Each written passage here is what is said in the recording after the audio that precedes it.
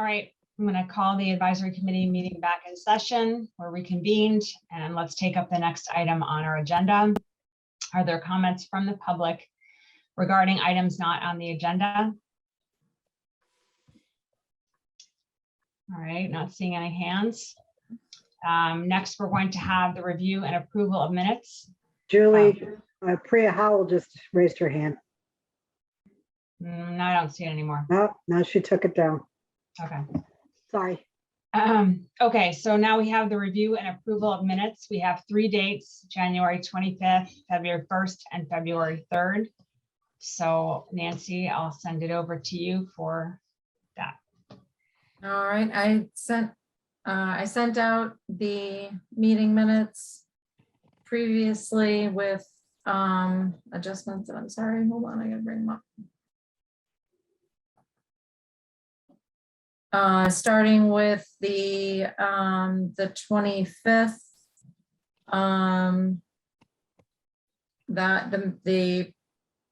there actually were no changes from the previous version that had been put out. So I'm ready to take a vote on that if everyone else is. I'd move to approve those minutes. Second.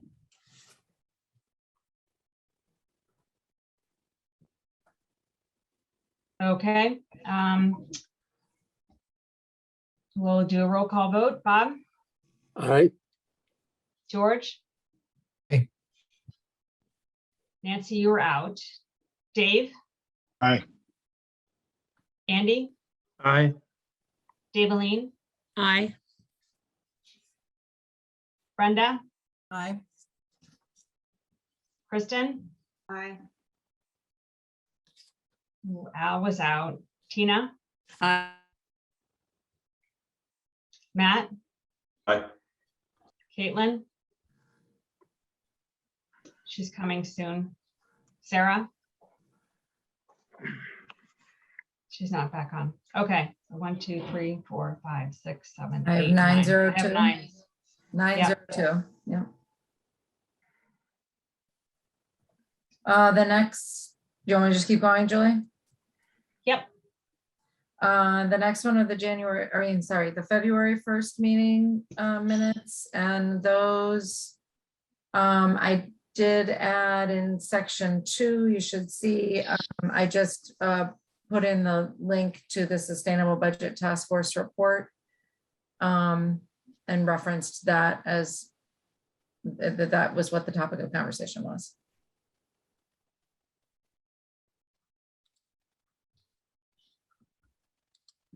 Okay, does anyone have anything else for that set of minutes? Move to approve those minutes. Second. Second. All right, Bob, Aye. George, Aye. Nancy, Aye. Dave. Aye. Andy, Aye. Daveline, Aye. Brenda, Aye. Kristen, Aye. Tina, Aye. Aye. Caitlin. Oh, she's not on yet. Sarah. Okay. 2, 3, 4, 5, 6, 7, 8, 9. So I've got 10, Nancy. Yeah, and I got 10-0. Okay. All right, and then set minutes for February 3rd. And those have very minor, just almost grammatical issues.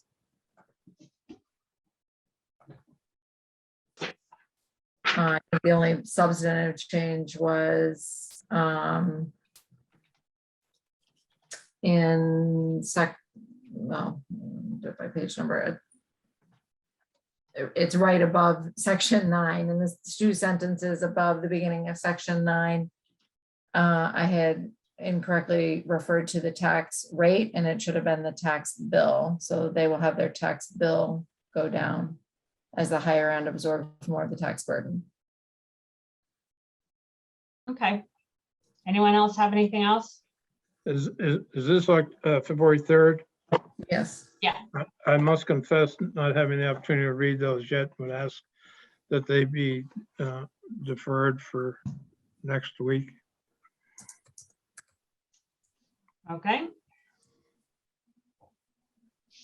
We'll hold off on that set of minutes. Thank you. Okay, so now we're going to hear some warrant articles and potentially vote tonight on some of them. We're going to start first with Article O, which is the modify the size of the Long Range Waste and Recycling Committee. And that's Tina's article. Yes, it is. Okay, this Maria Zaid could be here tonight. She would have liked to. This passed unanimously from the select board. It came out of a conversation with the moderator.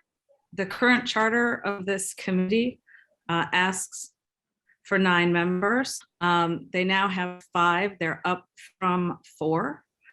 At 9, they're one of the largest committees in town. She explained that with new members, there's always a varying degree of engagement. Just posed them some issues getting to a quorum and scheduling their meetings. As members, they believe they can adhere to their mission and be more efficient. Extending the terms from 2 years to 3 years would put them in line with other town committees. Most have 3-year terms. They think that it will cause less churn in the committee and less time seeking out new members. They won't be removing any current member to do this. And they're going to have staggered terms. So a large group of people wouldn't be coming off at the same time. Okay. Thanks, Tina. Brenda, you have your hand raised.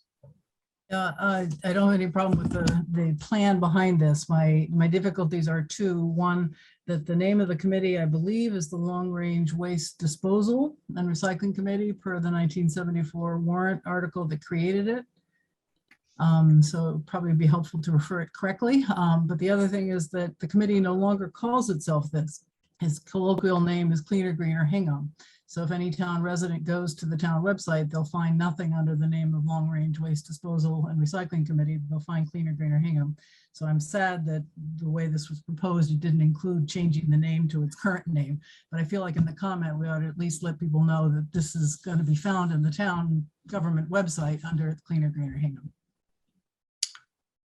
Yeah, those are really, really good points, Brenda. They are. So the name, so the actual article itself is missing the word disposal. Correct. Okay.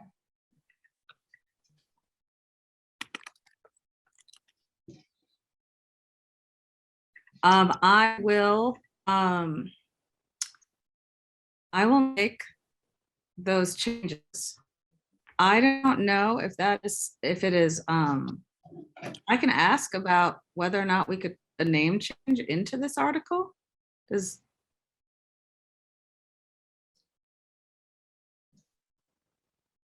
We can't change the article itself, but our recommendation could include known now as the Cleaner, Greener, Hingham, or known colloquial as, and certainly our comment could make clear that that's not the correct name of the committee. We can't change that article itself, but we can, in the comment, make that clear. And our recommendation could include the proper name and the colloquial name. Okay. Because we're not bound in our recommendation to what the warrant says. I mean, specifically. Okay. All right, so That Tina, would be my guess. okay. All right, so we could, Does that mean that we could actually recommend that the name now be Cleaner, Greener, Hingham? And obviously we double check that the committee in fact wants that to be the case, but that was the request back when I was on the committee, and Tom Mayo basically said, sure, you can call yourself that, and they changed it all on the website. I mean, is Maria aware of the article and the fact that it does not include a name change on it, Tina? Yeah, it was her requested article after talking to the moderator. Okay. So we're not going to change the name, but we could have the comment explain better what it's referred to as. And a greener Hingham. Could I suggest that, Tina, maybe you can talk to the chair of the committee and the moderator? And if the chair is amenable to the name change and the moderator thinks it's within the scope of the article, then why don't we change it? Yeah, I'm happy to do that. Okay. Bob, you have something? Well, I was going to say that, we can certainly recommend the name change in the comments. Or the selectmen could reopen the warrant and amend the article to include a name change request. And that might be the cleanest way to do it. Okay. And also correct the name of the committee in the article. Right. Yeah, they could do both things. Correct the name and recommend a name change. Yeah, I will follow up with them and do some research on that. Okay, Would we have? so we could, Andy? Would we have to go back and change the name of the article we voted last time about the existence of committees? I just don't remember if that was in the list. And This would be nice. If it was a committee established by town meeting, it probably was. Right, yeah. So that's Article C. Right. And I'm looking, It does say long range waste and recycling. Does it? So it doesn't refer to it correctly either. Correct. We have a lot of inconsistencies in our warrant government system. It's just nice not to perpetuate them. so Brenda, you're sure that the word disposal is in that, it should be in the name of that committee? I believe so. I remember having the person who was before Sharon Do Perfetti. you know what year it got created, 74, Brenda? I think I might have that. Hang on. 1974. Oh, I don't have that warrant. But I might actually have that information. All right. Hang on. It was created to figure out where the town should dispose of its waste when the landfill had to be closed. So that's why I believe disposal is in the name. I was surprised that recycling was in it so early, but All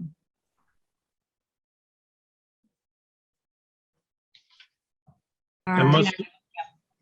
must say, I frankly like the current name. I mean, the Long Range Waste Disposal and Recycling Committee better than Cleaner, Greener Hingham, for fear of people getting it mixed up with the Climate Action Committee.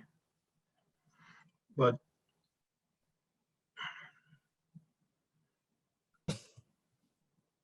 Okay. the people being like me. as a former chair, I can tell you it's a mouthful every time you need to introduce yourself. Cleaner, I greener, know. much easier to work with. And the Brenda is absolutely right. A long range waste disposal and recycling committee. All right, so Tina, if you can go figure out some of that stuff. And then we'll take it up, next week. You got- Sounds great. We got time. Yeah, It's like we this, should have- it's one of those sneaky articles, it just seems pretty straightforward and not so much. We should then amend our prior Article C vote. Let's see, well, Except that has the same problem though, if that's how the warrant stated. So the select board should change.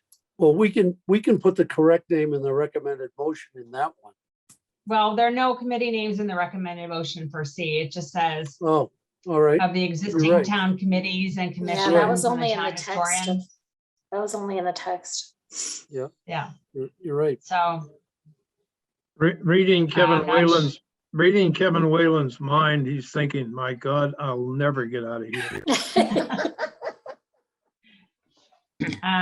Or anyone's mind for that matter. I know. All Okay. right, I'm on it. Thank you, And Tina. Tina's on it. And now I was wondering if it's possible to just quickly do Article U right now, because we have Jean Montgomery, the town's treasurer, on, and then go do the 2 country club articles back to back. Would that be okay with Tina and everybody? Sure. Works for me. So Article U, and I sent you the copies of the, I sent the copies along. We are asking town meeting to rescind some previously authorized debt for projects that are older. It's from 1998 to 2011 and completed. Rescinding authorized but unissued debt is consistent with good accounting practices. We do it periodically, though we haven't done it in a while. These amounts are no longer necessary to have out there as unauthorized debt. The amount we're asking to have rescinded is from 10 different articles. It's $6,409,671. There's no I'm cost. sorry, Tina, can you say that again? Sure. $6,409,671.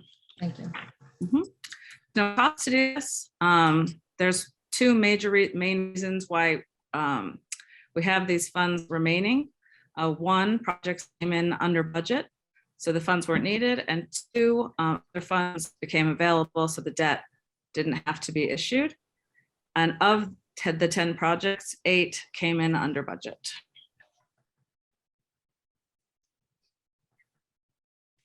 And that's it.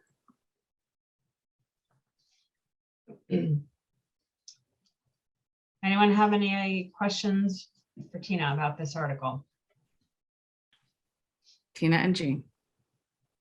And Jean.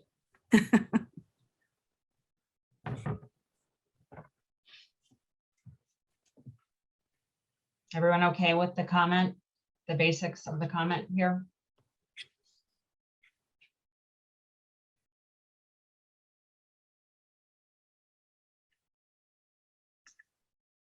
Okay, are we ready to vote on this Article U? Move to approve the recommended motion. Second, Second. All right. Lost my roll call sheet. Hold on, sorry. All right, vote by roll call. Bob, Aye. George, Aye.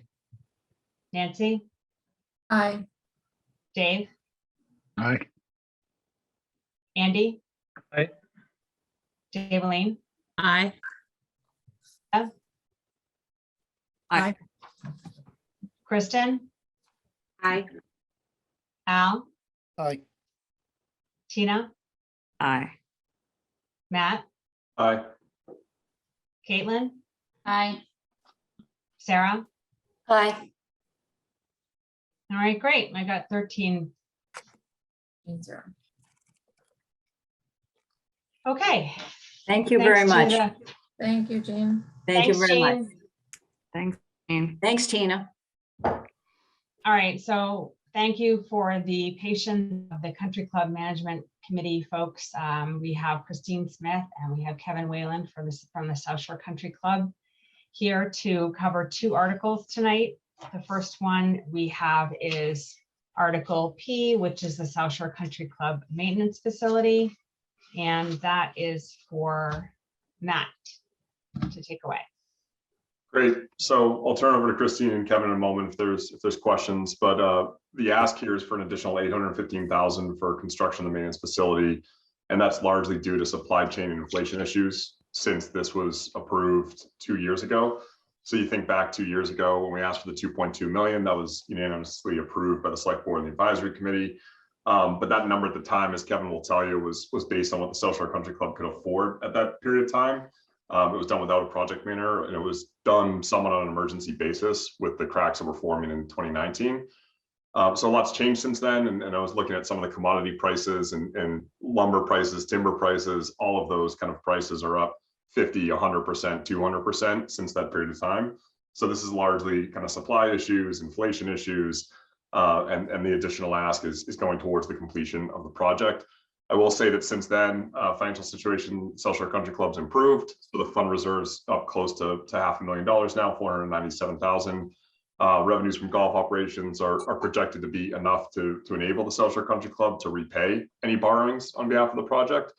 And as it came up on the select board last week, the question kind of came up, like, what is the useful life of the building and what's being put out there? I think I heard Kevin from the group, it was about 50 years. So the project and all the kind of approvals from conservation, historic districts, planning board, those have all been obtained. The design's been done with kind of net zero principles in mind. And if there are kind of questions from this group on just visually what we're talking about here, which building is going where and what needs to be done yet, we can have Kevin or Christine maybe flash up some of the slides to show that. But that's kind of the basis of what we're putting forth in the warrant article. Okay, great. Christine or Kevin, do you want to share the screens from your presentation on the maintenance building, or do you want to just talk through it? Sure. If I could, what we were going to do is sort of introduce both of the articles together, since it's all happening up at the South Shore Country Club. So just introducing myself, Christine Smith. I'm the chair of the Country Club Management Committee, been on for about 4 years. It's a 5-member board, and we have 2 of the warrant articles, Julie. We have the maintenance facility as well as the pool. And I think if we start the deck, let's get through the maintenance facility, and I just have a little bit of background I wanted to give before we get to the pool facility. Kevin, do you want to do the screen share for Sure. running through our deck? Let's see, hold on. So we're going to do these articles tonight separately, Christine. So we'll talk about the maintenance facility and then talk about Matt's comment, and then we'll finish up with that, and then we'll move over to the pool article. Okay. Okay, great. Okay, hold on. There we go. There we go. Okay, Christine. Go ahead, Kevin. Okay, so the the two articles tonight. The first is the maintenance building, as Matt graciously introduced us here tonight. We did ask for 2.2 million bond authorization, and Matt went into a lot of the detail and some of the issues that we had. Now, this is the first phase. There was going to be 2 phases to this project. The first phase is going to be the 7,000 square foot maintenance building, maintenance garage, and equipment storage. Now, the second phase is does not have a date or a timeline to be built, but we have designed that second phase, and we have also done the build out from an infrastructure standpoint. So all the electrical, all the sewer lines, water lines will be installed to satisfy the second phase as well.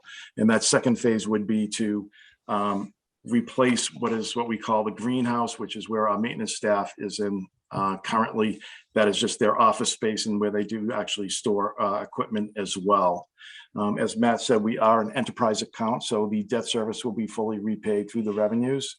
The site work has been substantially complete, which means that all the material has been, the foundation area and all that has been compacted.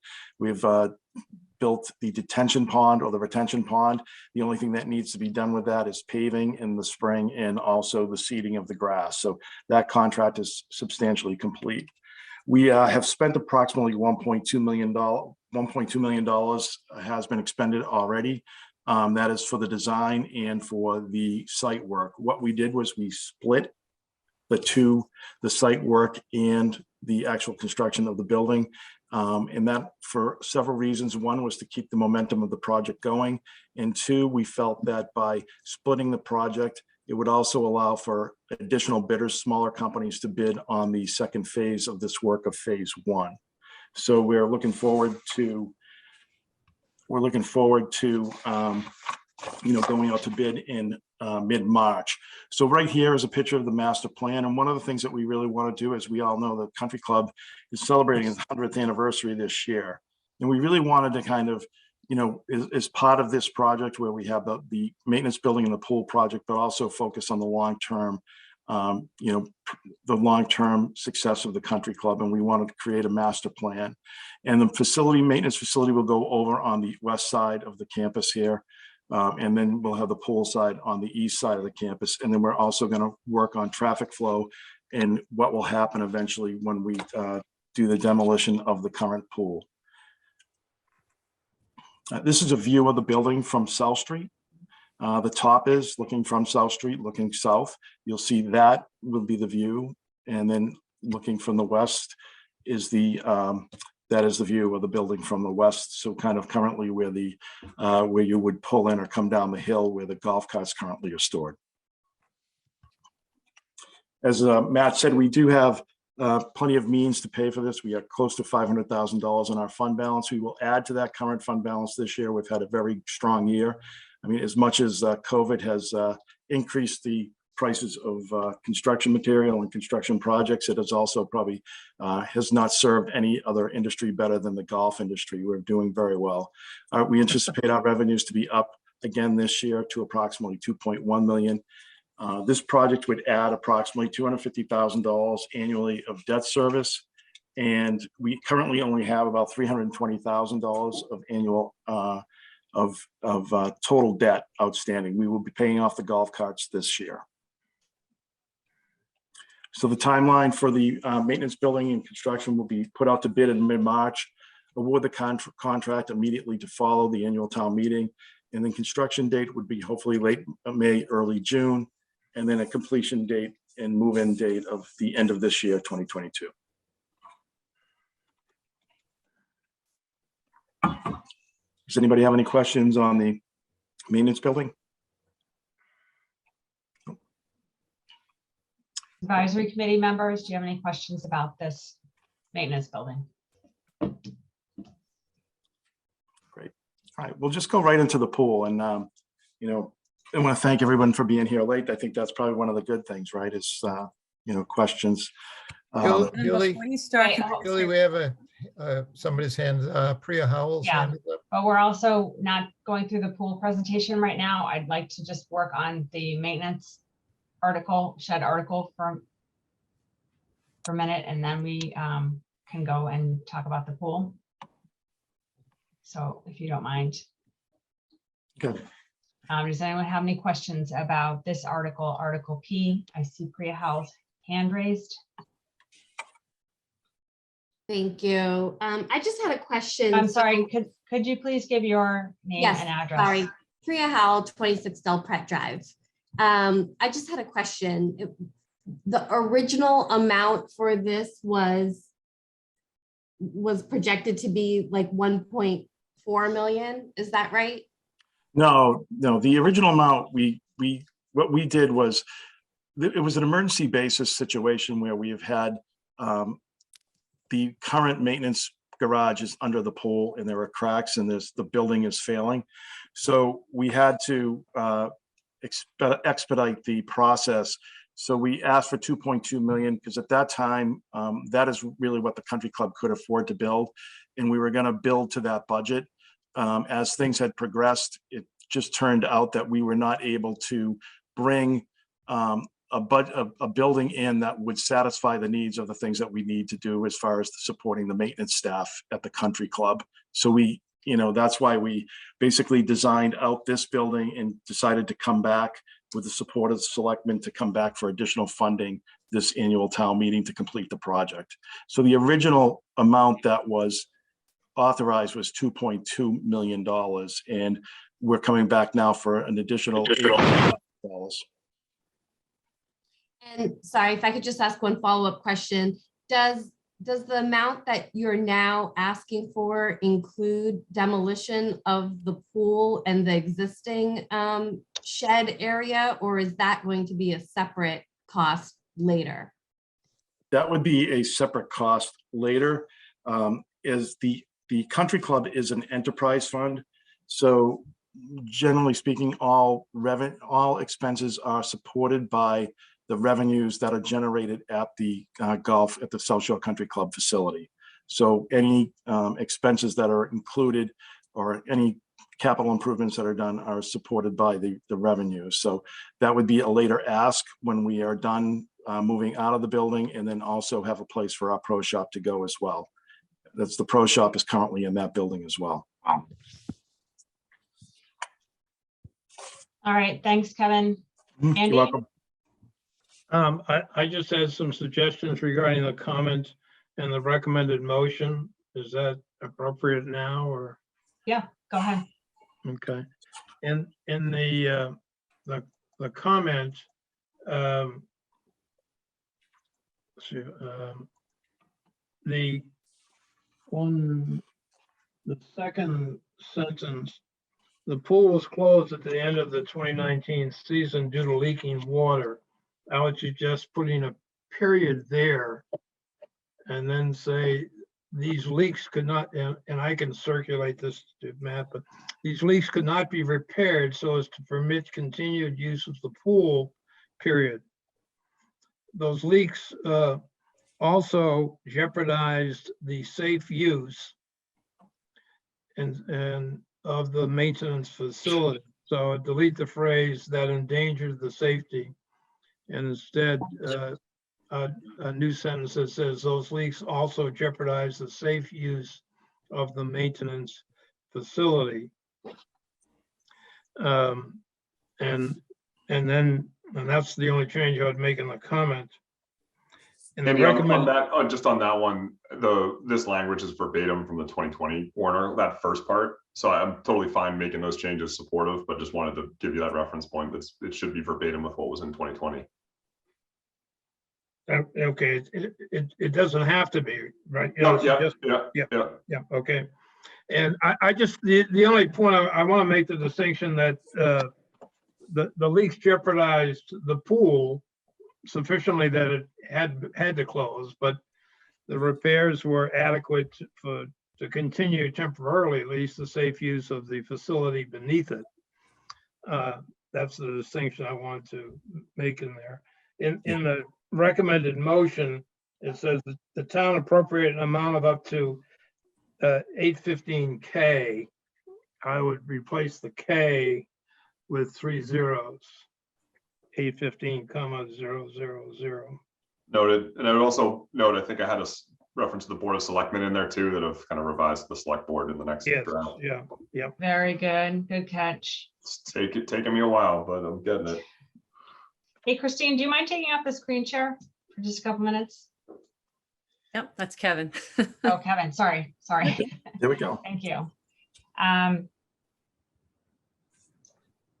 had a question though about Andy's sort of change of his comment of change in the comment. I mean, would you say that, there was a safety issue in the maintenance facility when there was the cracks in the pool area. So I don't think that the comment that was used in 2020 is incorrect, right?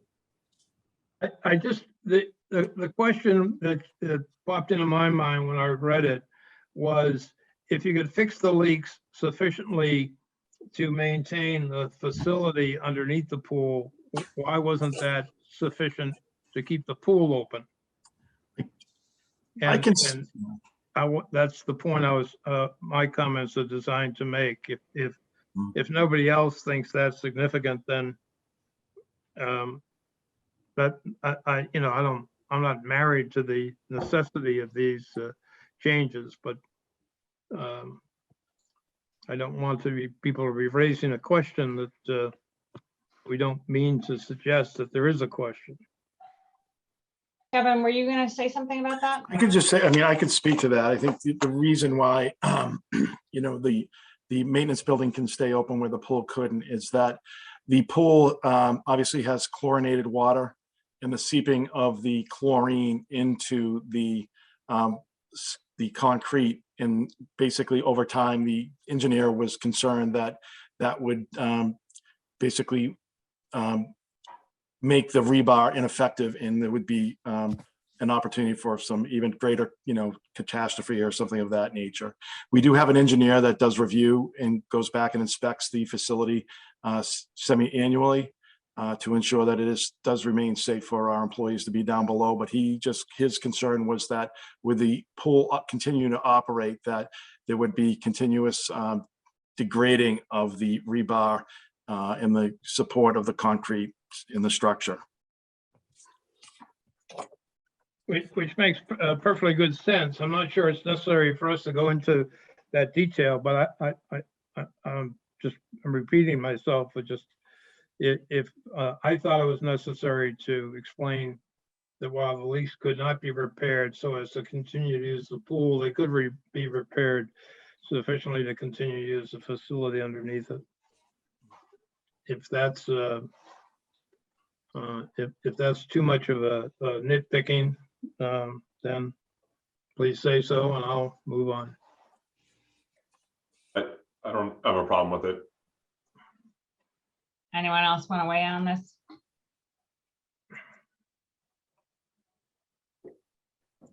Pro. It was just when you look at the timeline, hopefully it'll be done by the end of the summer.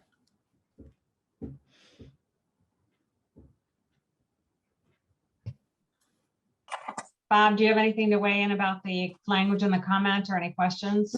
No, I don't have any problem with Andy's proposed revisions. My question was, I just wanted confirmation that the select board has already unanimously voted in favor of this. Yes. Yes, they did. Thank you. All right, well, Andy, you and Matt can work out that little tweak in the comment, as long as everyone's okay with that.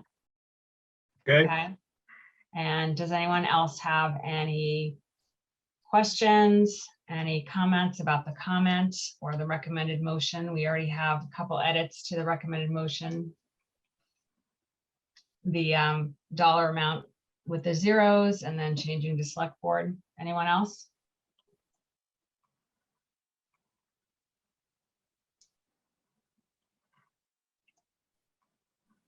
Okay, are we ready to vote? I'd move to approve the recommended motions with the anticipated revisions. Is there a second? Second, Okay, great. We'll come to vote by roll call. Bob, Aye. George, aye. Nancy, Aye. Dave, Aye. Andy, Aye. Daveline, Aye. Aye. Kristen. We've lost Kristen. Aye. Kristen, I'm ready. okay. Sorry. That's okay. Al, Aye. Tina, Aye. Matt, Aye. Caitlin, Aye. Sarah. Aye. Okay, great. I see that's 13. Thanks, Matt. And so now we are moving on to Article Q, which is the South Shore Country Club pool. And I'll note that we are going to hear the article tonight. We're going to hear the presentation. We'll have an opportunity to ask all kinds of questions, but AdCom is not going to vote on this article tonight. We're just going to have a hearing and that we will have a vote maybe next week or to see how things go tonight. But I just wanted to let you all know that we are not voting tonight. So if Kevin, you want to continue your presentation, please? Sure. Kevin, can I just do a little bit I just wanted to say, just back up just for a second. Sure. Thanks to our liaisons and thanks to AdCom. But just as you just saw, just a little bit of context, because what we're bringing before you for the pool project has been, it's a big deal for the town, and just a little bit of context so you don't think we're offering it up in a vacuum. As you can see, Kevin Whalen, he's been the executive director at the Country Club now for 3 years. Kevin comes to us from the Commonwealth, where he was a DCR director. He ran all of the pools, which were over 33 pools, over 700 lifeguards, all the beaches, all of the budgets, all of it. And we are so lucky to have Kevin here in Hingham because he understands municipal finance. He understands recreation. And as you can see, he's been a true asset to the Country Club, returning it. We have a savings account, and it really allows us to move forward with the presentation of both of these articles. Obviously, the maintenance facility will be paid for by the Country Club. But the pool project is the town pool at the country club. So we are asking the town and the taxpayer to pay for that. So I just wanted to recognize Kevin for that. And we have an amazing design team that I'll talk about in a minute. But just the other piece of this is most people recognize me as being sort of the person that was involved in the schools. I was on the school committee from 2005 to 2011. I was the last one to do the operational override in 2009. We worked with the MSBA to do the school projects. We did the high school field football projects. So just for a little bit of context, that the people that are presenting this have not taken this lightly. We understand the constraints that the town is facing. We sort of understand how this works. We don't take it lightly, and we wouldn't be asking for something like this, had we not taken all of that into consideration. So the article before you is capital funding for the town pool located at the South Shore Country Club, whose funding will be paid by the town of Hingham. And with that, we have a great pool team. We've been working on this for 5 years, and we're very excited to continue. So thank you, and take it away, Kevin. That's great. Thank you, Christine.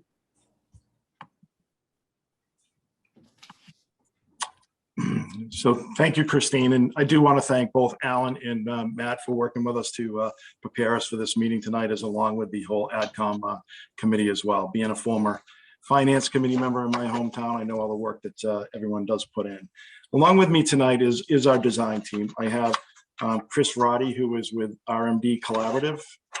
He is the designer of the project, and also Taylor McDonald, who is with Pomeroy and Associates. Pomeroy and Associates has done several municipal projects across southeastern Massachusetts over the last several years and has extensive experience in municipal construction. Chris Roddy has designed several pools that include the Underwood Pool in Belmont, the Vietnam's Veterans Pool in Chelsea, pools in Texas and Virginia as well. So I think we last year at the 2 years ago at the 2020 annual town meeting, we received a grant from the community preservation and the mission really was to build a seasonal pool with an 8-lane lap pool, spray deck, 0 depth entry, and a spectator area. And you can see that what we've tried to do is really kind of thread the needle as far as what everybody wanted from the previous project that was kind of proposed at the country club, and that was proposed prior to myself getting there. And that also had some funding to do, also had some funding from community preservation to, to design it and to do schematics, and also to do some peer review on the financing as well. So this is the project that was originally proposed in like 2017. Once we found out that the pool was no longer viable and that the days were numbered. Obviously, the pool has not been open since the end of the 2019 summer. You can see this was a 2-story building, indoor aquatics facility with a therapy pool, and then also an outdoor wading pool with a slide and other things for a wading pool as well, like spray features and other elements like that. So, what we decided at that point in time was that, we needed to kind of get a smaller project, something that was more, in mind that with the current pool, and obviously the current pool that we do have is just a regular lap pool, but also try to have some elements for all different generations that could serve the whole town. And that's how we developed the request that we made at the 2020 town meeting that provided the 2020 town meeting that, provided them the funding for this design that was included, the 8-lane lap pool, the spray deck, and the wading pool. So I'm going to introduce Chris Roddy, who is the designer, to go over the design process, what we followed to kind of get to the point where we are now today. So Chris, if you could take over. Thanks, Kevin. Since our team has come on board, we've gone through a fairly lengthy process of schematic design and design development, working with the club, with the rec department and other stakeholders to really try to figure out what the most appropriate program for this particular site would be, given the charge of the 2020 town meeting. And really with the intent to try to position the facility for the community's best position to the facility for the community's long-term use and enjoyment. So as we progressed, there really were three main elements of the design. There's the bathhouse, there is the pool and the pool deck, and also the splash pad. In addition, the design incorporates all the features and the infrastructure that would be required in the future to make this year-round facility should the town ever want to pursue that option. So during the process, we looked at a number of different iterations, locations of the bathhouse,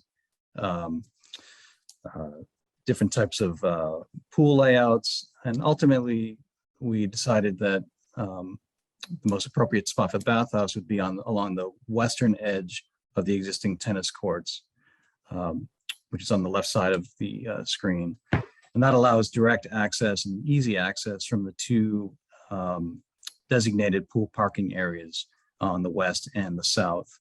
It also provides a direct accessible route from the handicap parking area on the upper parking deck for the disabled and elderly.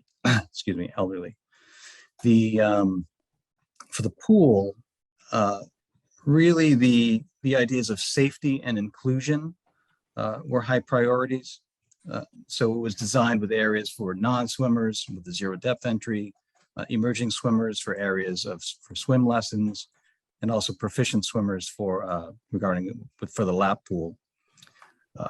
When you look at the final design, which is in front of you right now, the bathhouse is on the left side of the screen. This is a little bit more of a detailed view of each of the components. You enter the bathhouse from the west through the vestibule where that large red arrow is.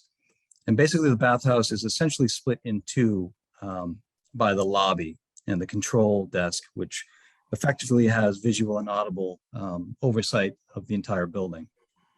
The north side of the building houses all of the required changing rooms, toilet rooms, and shower areas that the Department of Public Health requires per code. And in this case, we're trying to provide as much different degrees of privacy and convenience as we can. So you'll notice that there are some larger open changing areas that you might see in, for example, a YMCA or a high school locker room. There are individual shower changing areas. And we're also providing 4 separate family changing rooms that are sized appropriately for, a parent and, 1 or 2 children as well. The south side of the bathhouse contains more, programmatic elements. There's the required lifeguard and first aid room. There's a multi-purpose room that can be used for parties. It can be used for classes or office use. There's a small concession stand that opens directly up to the southwest portion of the pool deck. There's some storage, which can never be too much of. And there's also a separate individual toilet room directly accessed from the pool deck. So families with kids don't necessarily have to trek all the way back into the bathhouse to use the facilities. Lobby in the summer months opens up directly to the deck with a really very wide overhead door. The pool deck is sized generously for recreation and gathering for families and patrons. In the final design, it was just determined that rather than having one large body of water, a single pool, it would actually be, the town would be better served having 2 smaller separate pools, one family pool and one lap pool, for a number of reasons. One, the long-term use, it allows 2 different types of swimming activities that require different water temperatures to occur at the same time. For example, competitive swimming requires a cooler temperature water versus therapy lessons that require a higher temperature water. Operationally, it's also beneficial because, if there is an incident where the pool needs to be closed, hopefully only one of the pools can be needs to be closed while the other one can remain active. So the entire facility isn't shutting down for a long time. We also, when looking at the pool, we reduced the lap pool size from 8 lanes down to 6, partially because it prevents us, we're trying to limit how far east on the site we develop the site to stay away from the grade drop off on that side of the property, as well as maintain a sufficient distance away from the 100-foot buffer of the wetlands down on that side of the property as well. Knowing that it doesn't actually compromise the use of the pool for sports events, team swim meets, things like that. One other thing that we have done during the design process is remove the pool equipment from the bathhouse, and you can see it's housed in a smaller filter building closer to the pool, and it also actually allows us to reduce the size and the mass of the main bathhouse. It cuts it down from, as you're approaching the site, it doesn't look as massive as it would or might otherwise. We're still providing an area for families to congregate with built-in shade structures down in the southwest corner adjacent to the concession stand. And it's really about kind of creating a place to come and enjoy for the day, rather than because typically that pools are used differently now than they were certainly even when I was a kid learning to swim. It's really becoming a day activity, and we really try to facilitate that as much as we can. Kevin, next slide. So as we were working through the design, we kept relating it back to the country club master plan. And in particular, as Kevin noted earlier, a re-envisioning of the site circulation and parking in an attempt to try to bring some order and some more safety to what can sometimes seem fairly chaotic. The central idea would be a separation of activities on the site, with golf and maintenance activity on one side, and the pool functions on the other side. It's really attempting to keep the families with children away from the traffic and kind of vehicular hubbub of the golf and maintenance side of the overall site. At the same time, we've been looking at where we can locate overflow parking, so that during the few times of the year when the club reaches capacity, there's a way to mitigate that.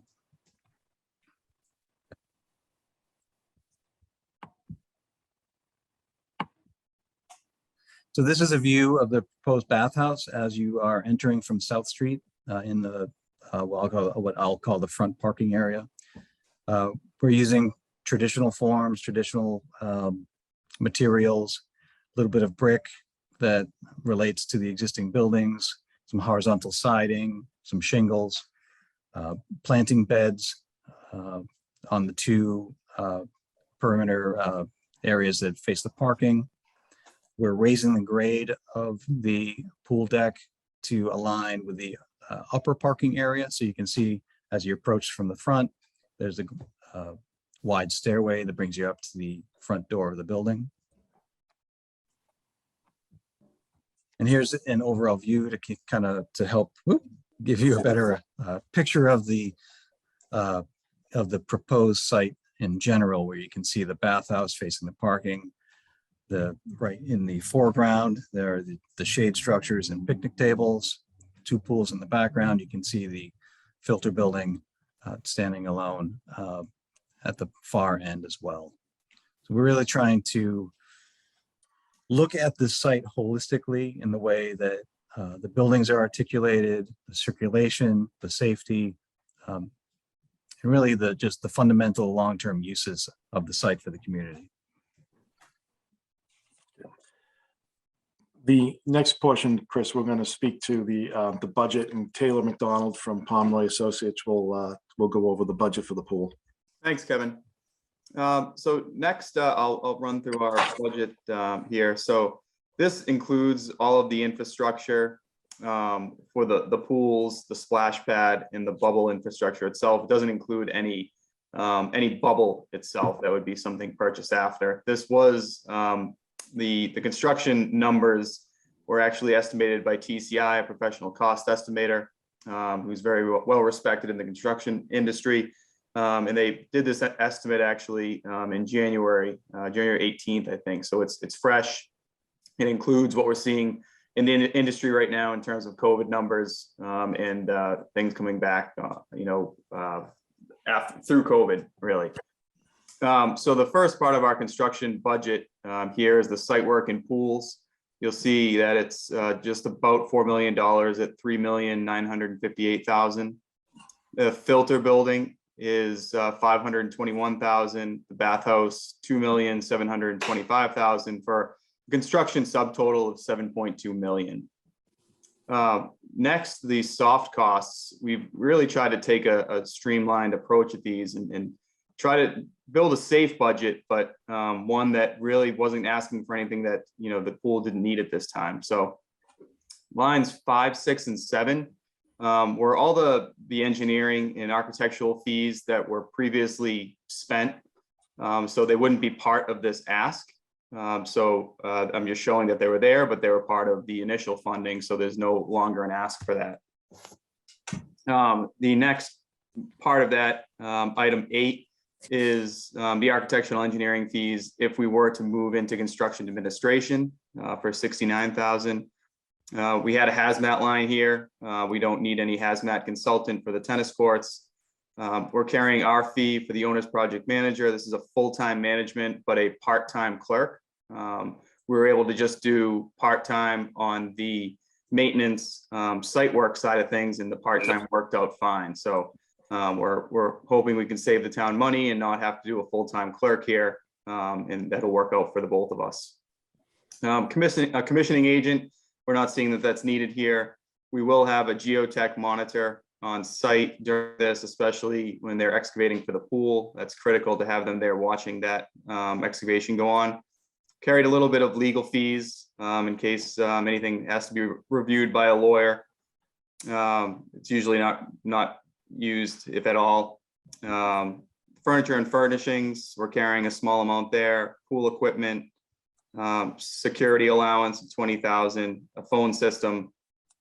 In the last two items there, utility company back charges. This is for National Grid or Eversource to come and install their services onto your property. And lastly is material testing. This would be for concrete testing, compaction testing, inspections of framing, things like that as we go on. So that brings us to a subtotal construction and soft cost amount of a little over 7.5 million. And then we're carrying a 4% contingency. Again, I'd like to have more contingency, but working with Christine and Kevin, we've really tried to work this down. So we're carrying 4% here to put the total amount at that 7.8 number you see at the bottom there. Thanks, Taylor. The next is just some of the benchmark communities that the town of Hingham uses, and you can see, which communities here have pools, indoor pools, outdoor pools, throughout, the 19 communities listed there. So the pool construction timeline would be that the town meeting, April 25th, hopefully the pool project would be able to get out to bid in May or June. If we're able to award that contract in July, construction could start in August, and then we would be able to have a opening of the pool in July 1st of 2023. This project, unlike the previous project, we still have to go through before the planning board, and we will be doing that probably in the next month or so to get before the planning board and go through that review process. So that's it. I think we've done a good job of trying to give a great looking facility, but something that will be multi-generational for the town. I think, we have it'll be everything from, younger toddlers to, emerging swimmers and younger kids and teens, and also competitive swimmers and elderly that will be able to use the pool. So I think we've really designed a product that can be used by everyone in the town. And at the same time, I think it'll be something that the town can be very proud of. So I'd like to thank everybody for their time. Thanks, All right. Kevin. As you can see, I think we really tried to, I keep saying thread the needle. Been working this for a long time, and I think to us who've worked on it so hard, I think it kind of matches a lot of wants and needs. And if I could, this afternoon I received an email from Jim Quattromoni, who is the athletic director up at the high school, and he couldn't be here tonight, but he just asked me to read the statement. It is my pleasure to identify some of the benefits that students at Hingham High School would enjoy if the proposed pool project at the South Shore Country Club moved forward. Hingham High School participates in swimming, diving during the winter season. We compete as a varsity sport as recognized by the MIAA. Over the last several years, we have averaged 35 student athlete participants. Potential benefits: the ability to practice in town, reducing travel time. Number 2, the ability to compete in town. And number 3, with the Hingham location, the ability to grow the program. We are in full support of this project and we'd be thrilled to make it the new home of Hingham swimming. Thank you for your time, Jim Quattromoni. So, thank you. Back to you, Julie. Appreciate the All time right. and effort and all. Thanks, Christine.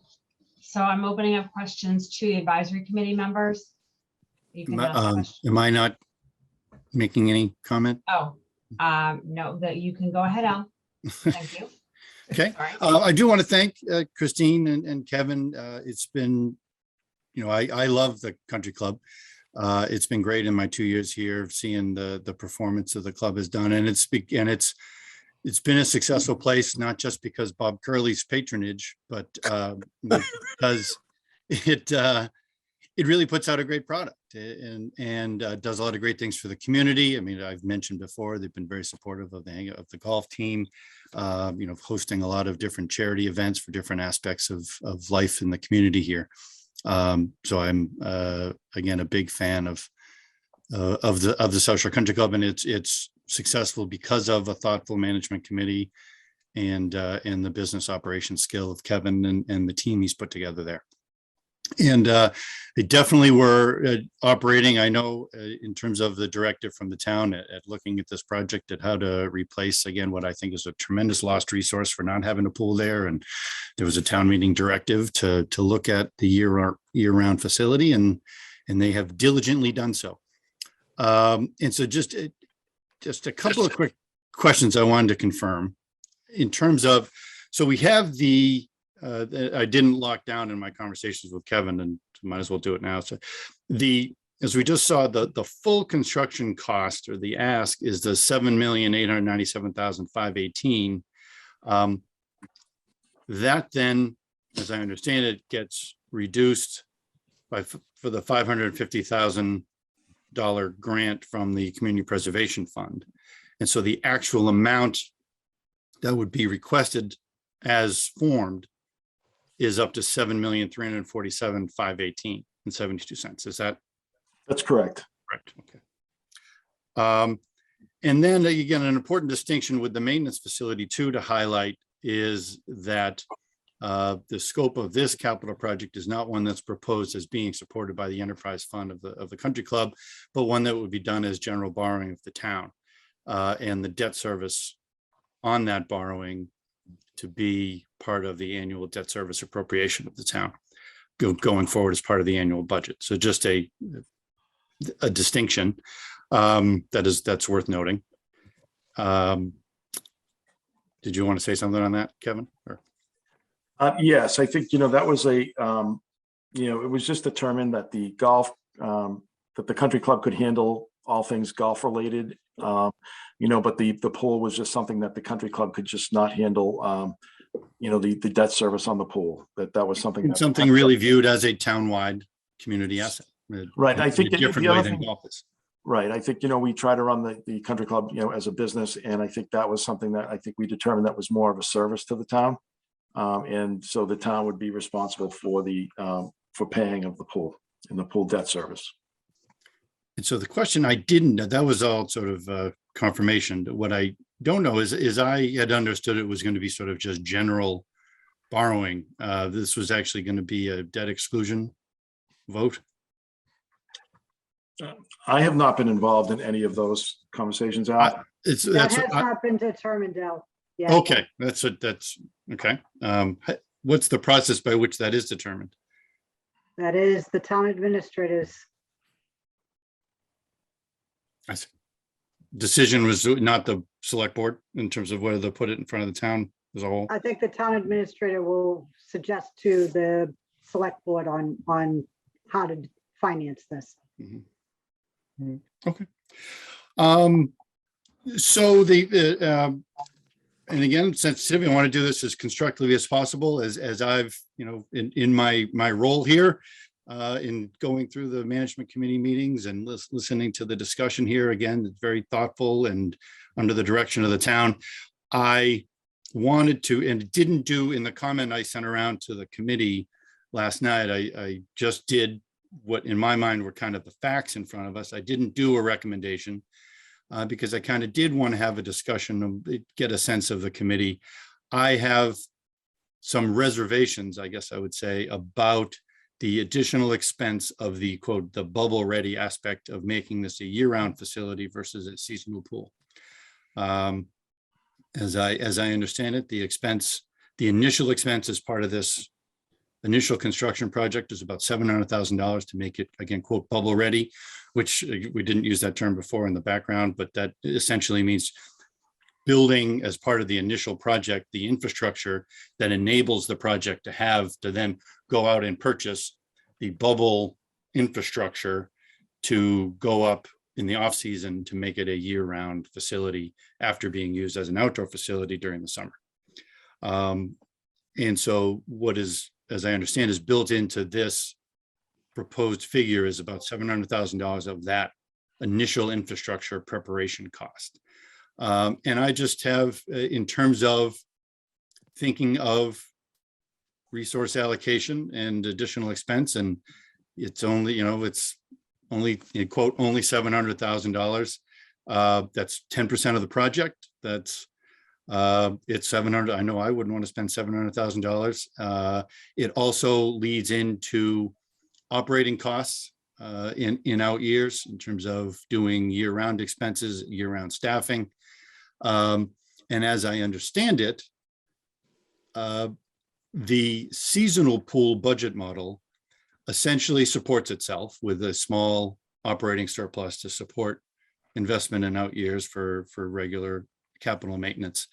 I am not aware of a model in any of those communities that do have this full year pool, or any of the ones that, again, in the conversations I've been a part of, the research that I'm aware of shows that the year-round facilities operated a significant operating deficiency. And so when looking at the accumulation of debt service, the required infrastructure investment later in the bubble, the additional staffing, the additional utilities, I think you're looking at, a cost to the town annually of, I hope it's fair to say $100,000 or so, that is not supported by revenue that has been identified thus far. Certainly possible, but not that I'm aware has been identified thus far. I could not emphasize how much I am supportive of a pool project at South Shore Country Club as a community resource. I guess in listening to this, I felt it's, I'm advising and sharing with my colleagues my thoughts, and want to put it forward to the group to discuss what the thoughts are as to making the $700,000 investment versus not. All right. Thanks, Al.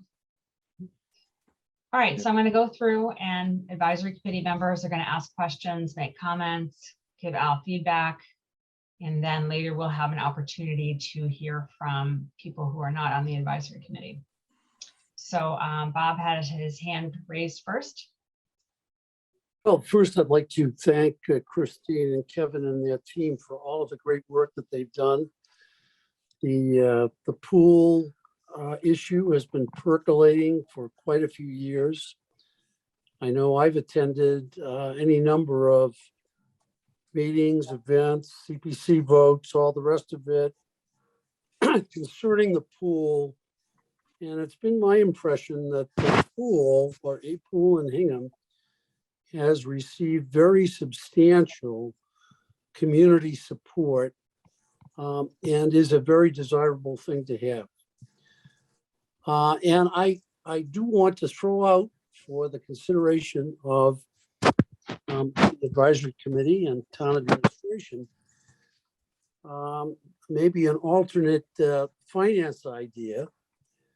I've listened carefully to my colleagues' comments in our protracted discussions over the last few weeks about the amount of fund balance we have and the need to spend it invested in capital projects sooner rather than later. And this town pool project may be the ideal capital investment for the use of fund balance, 7.3 or a lower number if the bubble is included or not, or bubble readiness is included or not, is well within the excess unrestricted fund balance that we have. It would change the nature of the vote before town meeting. If this were not a borrowing article, instead of a 2/3 vote, if we were going to use fund balance, it would be a majority vote. Because of Kevin's great and speedy and efficient administration of getting this project to the finish line, we could actually see that fund balance used in FY23 to get the pool built. And, I've thought about, we've talked a lot about, I've certainly observed that fund balance was accumulated to save on big projects like Foster School and the public safety facility. But those projects are inevitably going to involve borrowing and are inevitably going to involve 2/3 votes at a town meeting or a special town meeting. And so the use of, and to the extent that fund balance is used for those projects, it may not be used until FY25 because the construction timeline for those projects is so much later than the timeline for the pool. So I think there may be a lot to be said for using fund balance for the pool project now, putting that money to work. And it ultimately, if you think about it, if we were going to borrow for the pool, borrow for the public safety facility, and borrow for Foster School, and then reduce some of that by fund balance, the bottom line in terms of borrowing really is not going to change. So I really only thought about this within the last couple of weeks in terms of this project, but I throw it out there for everyone's consideration. And thanks again to Christine and Kevin. Thanks, Bob. So next I see George. Thanks, Julie, and thanks to the team for the country club and the management committee for a great presentation. I appreciate Al's comments, and I want to pick up a little bit from where he left off. But I guess as a first step, like to speak a little bit to Bob's creative and innovative approach to financing the pool, which I think I certainly appreciate the suggestion. I guess at two things come to mind. One is a couple of other articles that we have yet to see that I think might be candidates for fund balance financing that are less money than this request. And the other thing, and maybe the more important thing, at least in my eyes, would be the optics of using a significant part of our free cash for what is essentially about a 3-month activity, seasonal activity. And as Sue mentioned a few minutes ago, it's going to be up to Tom to suggest how we finance this, assuming that we chose to go forward. Couple of questions, Christine. Quick question for you, and if you don't know the answer, that's fine too. But the high school swim team's interest in using the facility, is that contingent upon it being a year-round facility? It is, because their swim, my nephew's actually on the swim team, and they swim in the winter. And as part of this, we actually had the Jim Kochmani had the MIAA take a look to make sure we could host swim meets in this type of pool, and the answer was yes. So that's okay. So it would need the bubble. Okay. And picking up on Al's comments, Kevin, operating expenses and revenue, I assume would be on the town side, regardless of whether it's a full-time or a part-time pool. The current arrangement, George, is the Hingham Rec. We have an MOU with the Hingham Recreation Department to operate the pool, and then we do split the any profit from that. So I believe that probably would change, where we would probably put that into a different account where the profit would probably go into an account for capital improvements or capital needs down the road. And that would be for the pool? Yeah, for the pool, correct. As opposed to the rest of the course. Right, correct. Facility. Okay. All right. Thank you very much. That's it, Julie. Okay, thanks, George. Sarah. Thanks. As to my question, George just asked it and it was answered, and it was regarding pool revenues and whether that would be sort of going in a separate fund. And it sounds like that's being thought about. So just as for a comment, I just wanted to mention that, and this, thank you so much to Christine and Kevin. I've met you both, known you for years, from even back to my time on the Rec Commission, and the first iterations of this, the pool troubles and a new design. And, one thing I kept coming back to then and come back to now that I think is really important to consider is, and again, speaking a little bit to George's comment about a 3-month activity, that is true, but we are also a coastal community with, miles of, well, it's not huge ocean frontage, big waves, but water frontage area. And so I do think it's really critical as a town that we are able to offer reasonably priced and accessible town-run swimming lessons. I think it's just critical to our youth to have that service. And we looked at that at the Rec when we saw troubles happening with the pool, looked at the possibility of running that down at the harbor, which is where I did it as a kid. But it's with the tidal effect there, it's just not feasible to do it because you can't have a swim lesson at 10 a.m. Monday, Wednesday, Friday, but sometimes at 10 a.m. you can walk to Button Island. It's just, it can't happen. And we looked at that every which way. And so I really am a huge supporter of the pool in large part for that reason. I think offering swimming lessons as a coastal community is absolutely critical. Thanks. Thanks, Sarah. Dave? Thanks. Yeah, I had two questions.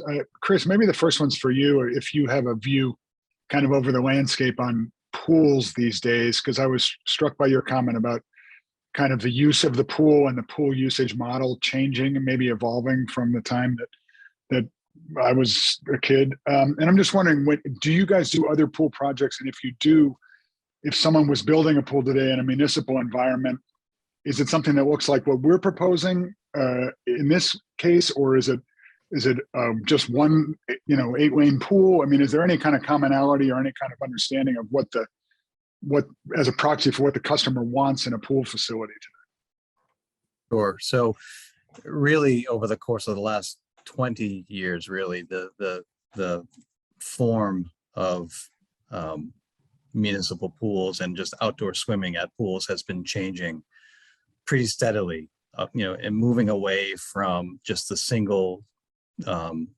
tank lap pool, and really moving more towards kind of like a family recreational atmosphere where you might have some lap lanes, but it's combined with larger areas just for swim lessons and areas for kids that really can't or don't know haven't learned yet to swim. So there are shallow sloped areas. It's really has been evolving kind of away from kind of the standard single use type of pool to more of a multi-generational use. And you can see that in other municipalities. In Belmont, they have 2 pools, one with some lap lanes. They also have a diving board, a deep area for classes and therapy. They have a separate family pool with a 0 depth entry, and most new pools tend to go that route when they can, and that's just seems to be where the industry has been headed for about a couple decades now. Thanks. And then my second question was, do we have any rough estimate about what the cost to retrofit this pool for a bubble after the fact? If we said we're not going to make it bubble ready now, and then we change our mind in 5 years, what it would cost to then do the work that would today cost us, call it $700,000? Well, that it's a good question, and the decision to design the facility as a bubble ready facility, it goes beyond just say the foundation for the bubble. It affects everything to do with the facility. So for example, take the bathhouse. In order to be ready to be a year-round facility, it has to be built more like an insulated standard building, as opposed to what you would normally see for a seasonal bathhouse. Needs to be a full heating system. There needs to be insulation in the walls and the roof. It needs to have slightly larger changing areas, because people in the middle of the winter won't be coming to the pool ready to just walk through and swim. There needs to be ample space in the lobby for teams to wait for the bus to come, because they won't be able to wait outside in the winter time. Then there's the pool deck that needs to be larger to provide the proper clearance for the bubble for removal and installation on a yearly basis. So there are all these things that plus the foundation that is underneath the pool deck. So really, to go back later and do all that work, I mean, I won't say it's impossible, but it would be extremely cost prohibitive after you've already spent X amount to put the pool in and put the all of the resources in place now. Thank you. Nancy? Thanks, Julie.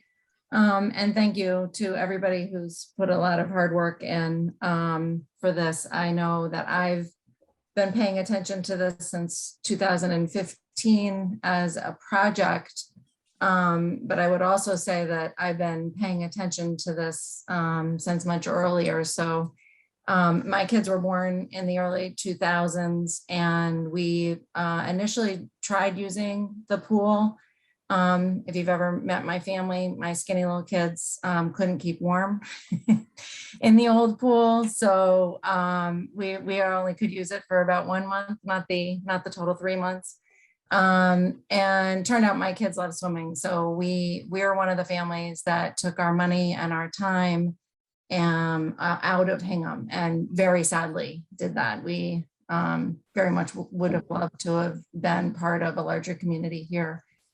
I agree very much with what Sarah talked about in terms of that swimming as a life skill. We are a coastal community. And there was a lot of discussion in the CPC meeting that resonated with me, which in our town in particular, the access to a pool is an equity issue. And so we need to be thoughtful about that this is providing opportunity to kids who, this is a town where there's a lot of kids that have a lot of opportunity at private pools, and this is now opening that experience up to the whole community. I'm always in support of multi-generational projects, and so this definitely rings as multi-generational to me. This is where I see as a community gathering place. Again, something that I think was difficult with the old pool. There was a lot of kind of chaos with it being connected in with the golf areas, et cetera. This is kind of now a place where families can go and be part of.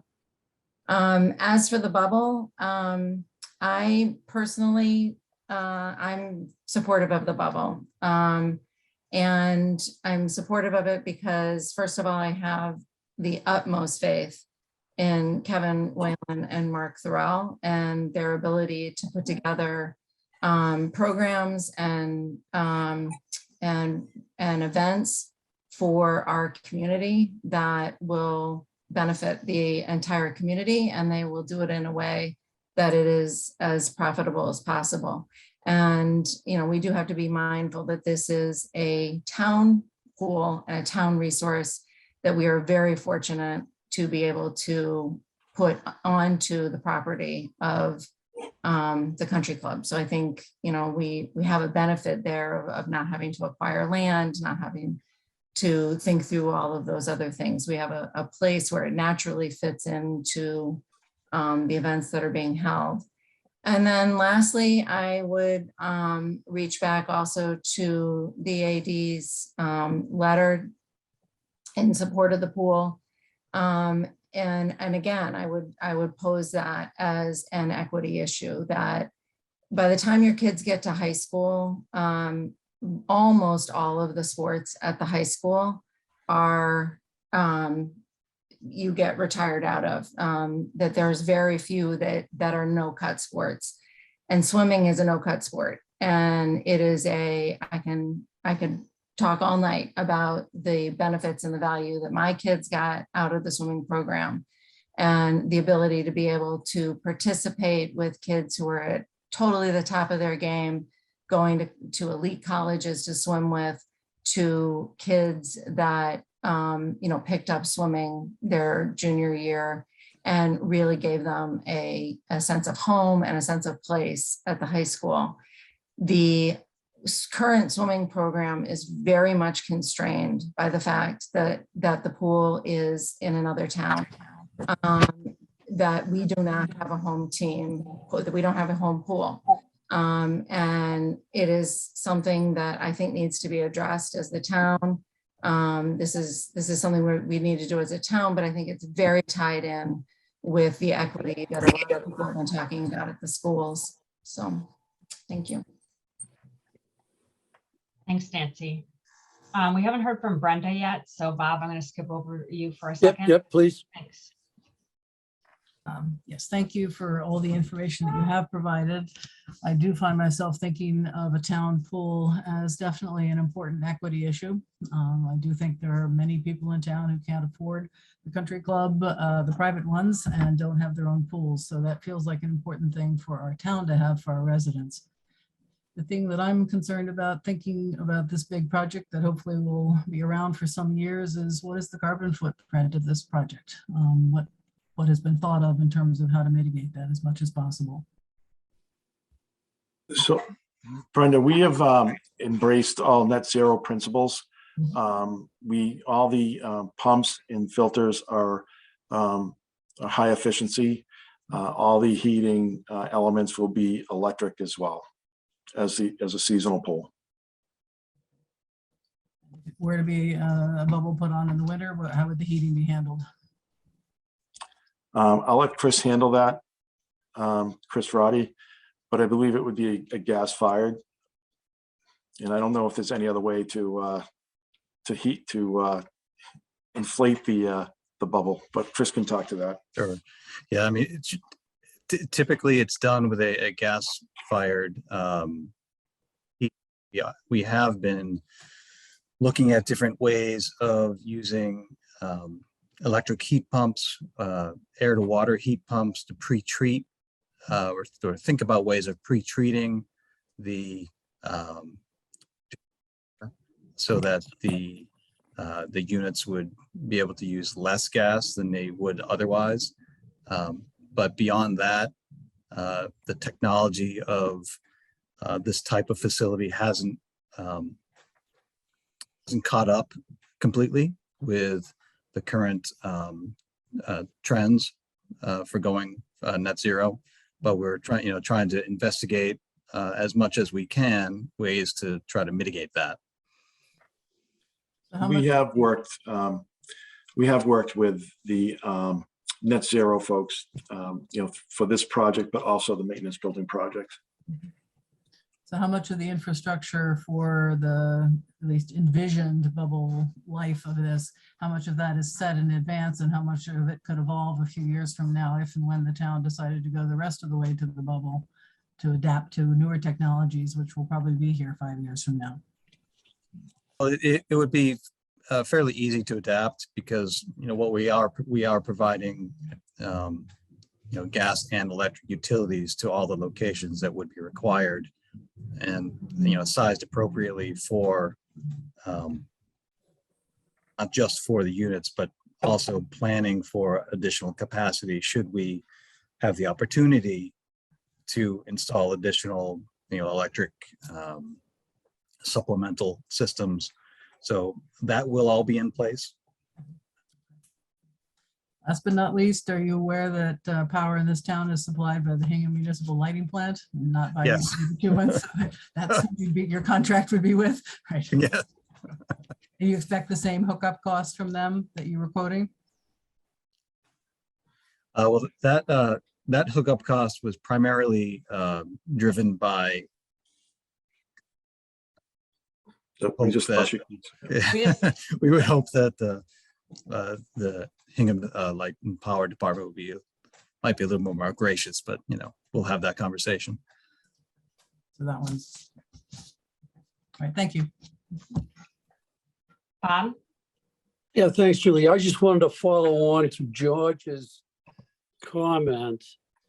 And our financial policy, of course, states that when we have the kind of excess unrestricted fund balance that we do, that this committee, I believe the language is, should consider making a recommendation to the select board as to how to use it. And I also appreciate what George said about we have some other articles.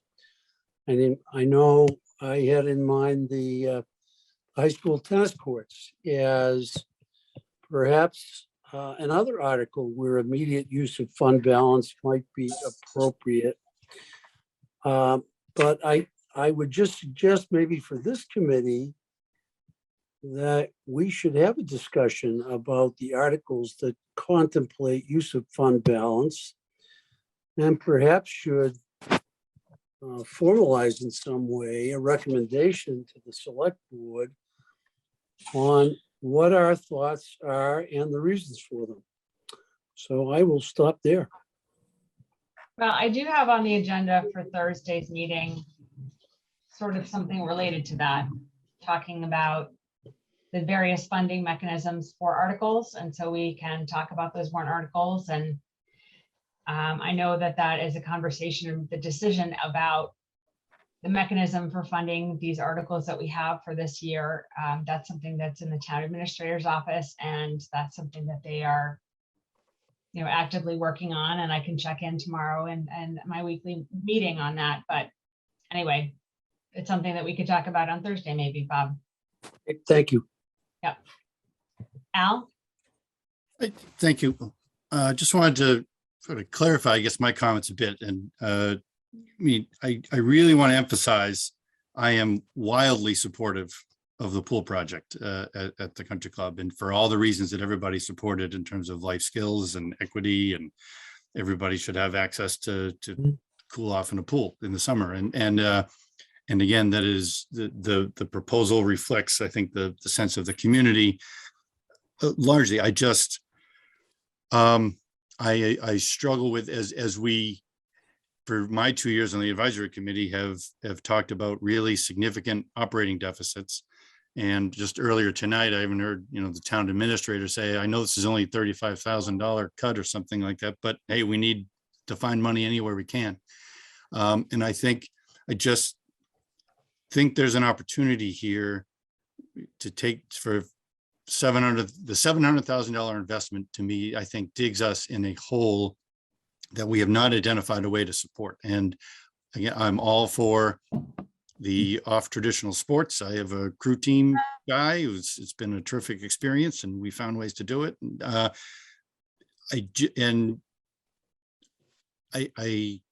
sorry, I sort of lost, the momentum there, but I feel there's an opportunity there for the better use of the 700,000, to even to the point, I think Bob's idea is terrific on using the fund balance, and that 700,000 that could be used to support another aspect of one of those warrant articles without having to borrow more.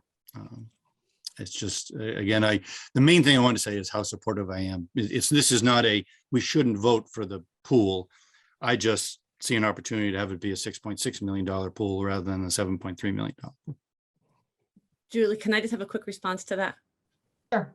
Just as a reminder to people, and to Al, just two things, that we've had appropriations from the town. We had 75,000 of feasibility money in 2017 from CPC. And out of that, we had a town survey that showed that over 1,500 people want a year-round pool. So in 2018, we had $300,000 from CPC that we gave back because we didn't meet the fundraising aspects of that article.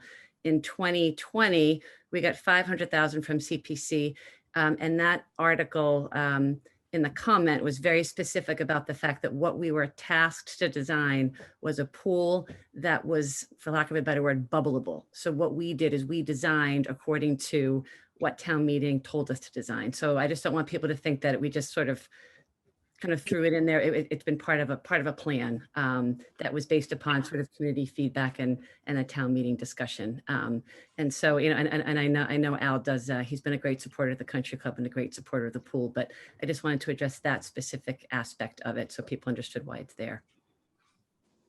Thanks, Christine. Maybe can we ask Kevin, I don't mean to be this direct, I just don't know how else to do it. Kevin, do you see a path to budget sustainability on a bubble pool? I think it's hard to tell. I think there's, probably 4, 5, 6 different revenue streams. And I think you would have to hit on all of those revenue streams to be successful. I do think that, you're in an area where, people would be willing to pay for those services. I think one of the things that we did do is we did design a pool, I think, that would maximize revenue potential. I think we've prepared it to be successful. Looking into a crystal ball at the aquatics business is a tough business, and I'm not going to, lie to anyone about that. All right, thank you. Andy? Thank you. We have been blessed with excellent stewards of the country club and Chris and Chris Smith and Kevin Whalen. Really, Kevin's among our rock star managers, I think, in town. And so the presentation was very helpful, and we appreciated the input from Chris and Taylor McDonald as well. I think when Bob Curley started, I thought he was looking to get discounts or perhaps some adjustment to his handicap. But as I listened to him, It's hopeless. pardon? It's hopeless. I think what he had to say was a stroke of genius, frankly. I mean, and I'm so looking forward to following up on his suggestion and what was just said about what's on the agenda for Thursday by Julie. So, but I think that was brilliant, Bob.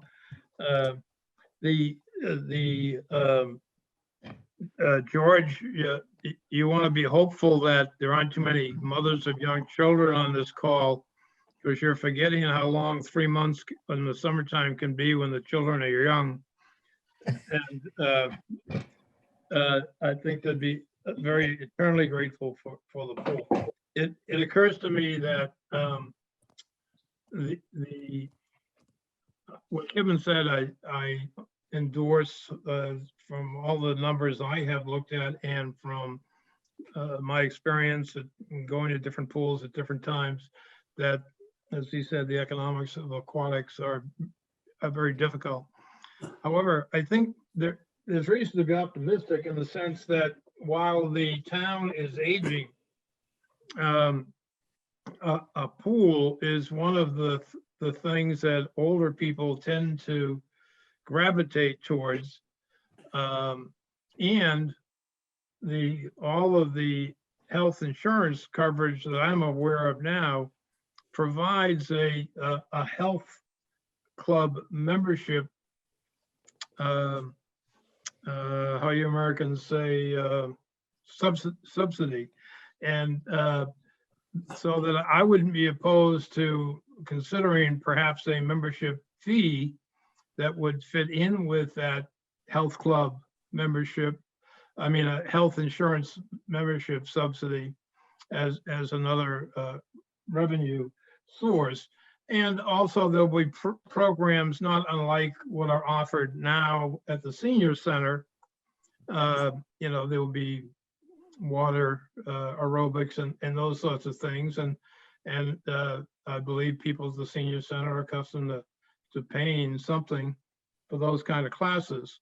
So I think, there might be some prospects in the future of finding more revenue than we think. I do think it would, that as difficult as it is to bite the bullet on these 700,000, it sounds from what Chris was saying that if you don't do it now, you're essentially never going to do it. And I think it is it's well worth the investment to have the ability to make this a year-round facility, especially with Mr. Curley finding the money for us to pay for this. So thank you all, especially you, Robert. Brilliant. Are you a lawyer? Thanks, Andy. Matt? So it's just kind of a procedural question, Julie, for you and a little bit for Al. Is we talked about concern about breaking even for having the bubble and the $700,000. And I don't fully understand why that is. Is that because it's an enterprise fund and there needs to be profitability? Because I don't think we have that same framework to evaluate the Benjamin Lincoln House or the library or any kind of shared utility in town. And I'm wondering why we're holding this project to that standard. Is it because South Shore Country Club is different and it's an enterprise fund, or is this just how people are thinking about it? Because that's lost to me, like why it would have to break even when so many other kind of shared utilities across town don't break even. financially. I was proposing to hold it to that standard just because of what, in terms of what is the value of dollars spent by the community to fill a warranted resource. And I think there's clearly no doubt at all. I feel, in fact, very strongly, we need to have a summer-based community pool. Taking that leap, it strikes me as a whole other leap in terms of what community need are we addressing to go year round in something that is not supported in any financial way. And it's the way I feel, and I'm raising it to the group to consider. And if everybody else feels differently, It makes sense to be kind of fiscally conservative. I guess my question will be more specific. Is there something specific about the legal setup of the South Shore Country Club that is a requirement and that profitability is? I don't think there is. I just want to be clear on that. It's more our opinions as a community and as a town, what's important to us, what's essential utility, what do we care about? It has nothing to do with the South Shore Country Club legal setup, right? I just wanted to be clear on that point. That's how I was raising it as an issue.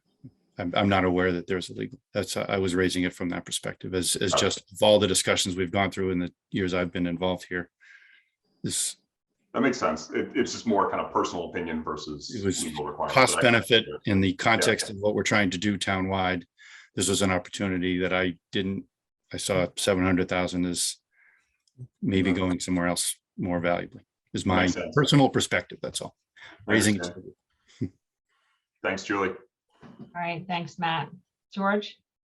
Just a couple of quick follow-ons, Julie. So I agree with Andy, and I appreciate Al's concern, but it seems to me that we have the opportunity when we're building the pool, and I'm saying, positively, just, for the moment here, but when you're building the pool, to make it ready and able to be a year-round pool, as opposed to coming back at some point down the road and saying, oh gosh, we should have spent the money and made it year-round. So I would agree that while $700,000 is a nice big chunk of change, it would be worth including it in the project from the beginning.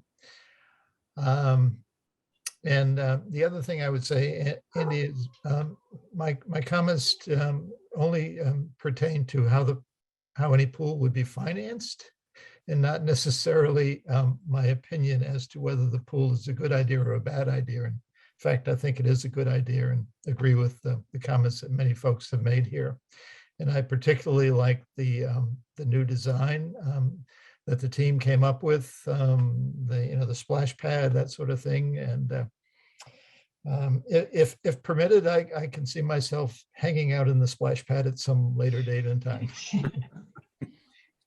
Thank you. Thank you, George. So any other advisory committee members I haven't heard from? Your thoughts? The article before us is to construct a pool, and a pool that is bubbleable. And to answer Al's question, how do others feel on advisory committee about that? Does anyone have anything they want to? Oh, Jabeline, sorry, thanks.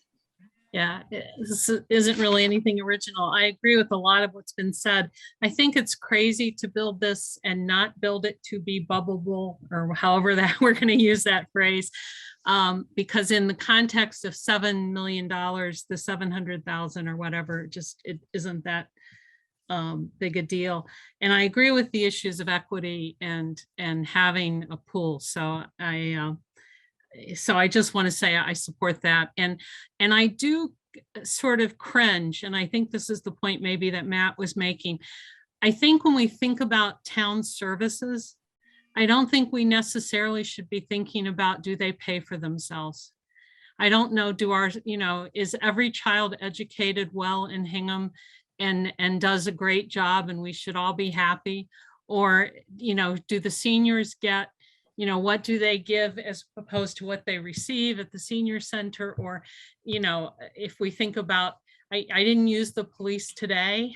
So what does that mean? I mean, I just don't think it makes sense to think of town services only on that cost benefit analysis, even when we're talking about the budget. So, and I think it was Matt who made a point earlier, maybe it was in the CPC hearings, I can't remember, that, you know, it is important to have places within the community where everyone can gather and everyone is welcomed. And I think that's one of the wonderful things about the library. And I think a pool would be similar. So, so I just want to go on the record for support for that. Thank you. All right. Thanks, Daleen. Dave? I'll just make one last comment. I mean, I think my question about the cost of retrofitting after the fact was a tell. I mean, I tend to be in agreement that this is, if you're going to do it, it strikes me as the time to do it is when we build it, not change our mind later. And I would agree. And I would just point out too, I mean, I understand both sides of the argument about the red ink versus black ink in a project like this. And I get it. And I guess I take a slightly different approach, which is that there are potentially other solutions to this, and maybe we haven't thought about. I think about the naming bylaw committee, and you know, what if, I'm just making this up, but what if you had naming rights to the pool that someone wanted to pay for, and all of a sudden you have a different mechanism, or you know, I know that before Kevin's time there was conversations with the Weymouth Club about some kind of creative structure whereby members could, you know, what could we work something out? And if the town's going to take this capital cost out of the Weymouth Club project, who knows if the Weymouth Club wouldn't then kick back, you know, maybe there's a deal to work with them where they could arrange for some of their members to swim here for a fee, or who knows what, because I know people drive to the Weymouth Club from Hingham to swim in the winter as it is. So I just would hate to, I don't want to presume, I don't think we should presume once that the bubble is imminent. I mean, maybe it is, maybe it isn't. I think we'll have a separate conversation about that when the time comes. And I also want to, you know, think about the flexible and creative ways we could think about addressing this down the road. And I just would weave us that optionality to look at the landscape of opportunities that might present themselves, and not presume that it's a money loser and hence we should do something else. I don't think I would sign on with that view. I would be a little bit more optimistic, recognizing that I think we can, you know, if the pool, yeah, we can be flexible, but we need to build in the ability to be flexible. And that's what I would vote for. I'm sorry, Julie, can I do one last thing? Which is, I just really want to say, I raised this constructively in the context of the conversations we've been having 2 years about the townwide budget. And I would just like to say, I don't believe it is crazy to consider whether this was the right decision or not. And to me, $700,000 is a big deal. And I think we all should think $700,000 is a big deal. And maybe someday I'll get to the point where $700,000 is not a big deal, but I'm not there yet. And I'm glad others are. All right, thanks, Al. Brenda? One question, as I understood it, I heard the presentation at the select board meeting. The idea for the seasonal pool is that the operational costs will be handled by the rec department and South Shore Country Club as part of your summer program, and won't lead to operational costs for the town. You're just asking for the pool to be paid for by the town. Is that correct? That's correct. Okay, so the decision at some point in the future is going to be, what would the cost be to do the bubble itself? What would the cost be to run an operation? And by that point, there would be a whole lot of thinking about, is that an operational cost the town wants to take on? So at this point, That is correct. And we are also only going to the planning board. When we go to the planning board, it would only be for a seasonal use facility at this point in time. so in terms of just my input, I do think that putting the bubble readiness into this project makes sense. Okay. Anyone else from the advisory committee have some feedback, questions? Al, I think you've got some more information now about how their AdCom members are feeling. Okay. So Okay. when do you want it by a certain date for a vote? Well, maybe sometime next week, either Tuesday or Thursday, but I gotta do a little. I'll get back to you all tomorrow about what date I want to shoot for the vote, Okay. but I'm going to ask questions from the audience, but I just wanted, as a procedure point, Yep. it wouldn't be on Thursday. It would be probably next week sometime. Anyone from AdCom have anything else? Okay. Chris Jones, you're up. Please, by the way, I know you've done this before, but if you could give your name and your address, that would be great. Thank you. Sure. Thanks, Julie. So Chris Jones, 20 Delpret Drive, and thanks to the advisory committee for a chance to talk. And I do want to recognize the work that Kevin Whalen and Christine Smith have done. It's been a lot. And as an abutter to the country club, they've been proactive in their outreach to the Delpret neighborhood. They've been dedicated to providing their time and answering our questions. They've taken us on a site tour, and I do appreciate that. And first, we want to acknowledge our support for a pool at the South Shore Country Club. It's been an important part of our community. Our kids swam in it. My daughter was on the swim team, and they've enjoyed the pool, and we know its value. I also want to recognize the healthy relationship I think the residents of Delpret Drive and the abutters of the country club have had with the South Shore Country Club over many years. We've supported their projects. We've, historically, all the enhancements they wanted, we haven't really challenged. However, when we do see a number of factors that raise concerns in regard to this proposal that go well beyond the proposal to replace the seasonal pool that we had. And where there's the proverbial needle that has been threaded, I find it hard to see where that was. The 2020 warrant in the town was for one recreational pool. Today we look at two pools and a pool complex. Seasonal pool, while bubbleable, is creating some confusion. And I'd say as recently as the select board meeting, when I had proposed it a year-round project, I was quickly corrected that it was year-round. But Harbor Media Town Hall says the proposal for the new year-round pool facility at the South Shore Country Club is back on the town radar. Obviously, the head swim coach at the high school is also confused by what's going to be proposed by the town. So I will say that it's either unfortunately confusing or intentionally vague. I don't know that it's clear what folks are voting for. The 7.1 million that's presented today is inclusive of making it a bubbleable property. The 700,000 would be the cost of adding a bubble. So it's a confusing proposal that I think we're all asked to contemplate, and not one that I believe is reflective of the town warrant. We're looking at a bathhouse that's close to $3 million, where I think only 1/3 of it was deemed to be the required number of lockers and showers and those sorts of things. And the rest is where it sounded like kids might hang out if it is a year-round pool.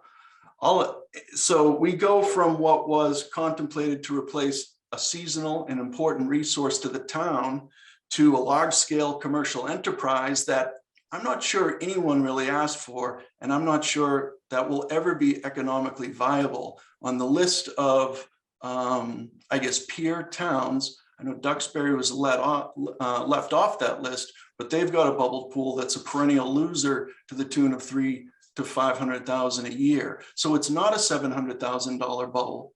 It's a $700,000 bubble with an annual 50% premium. So I don't think it's clear. And again, I don't think it's intentionally vague. I think it's probably unfortunately confusing, but folks don't know. I think the warrant was clear. Go out and make plans to replace the pool you've got.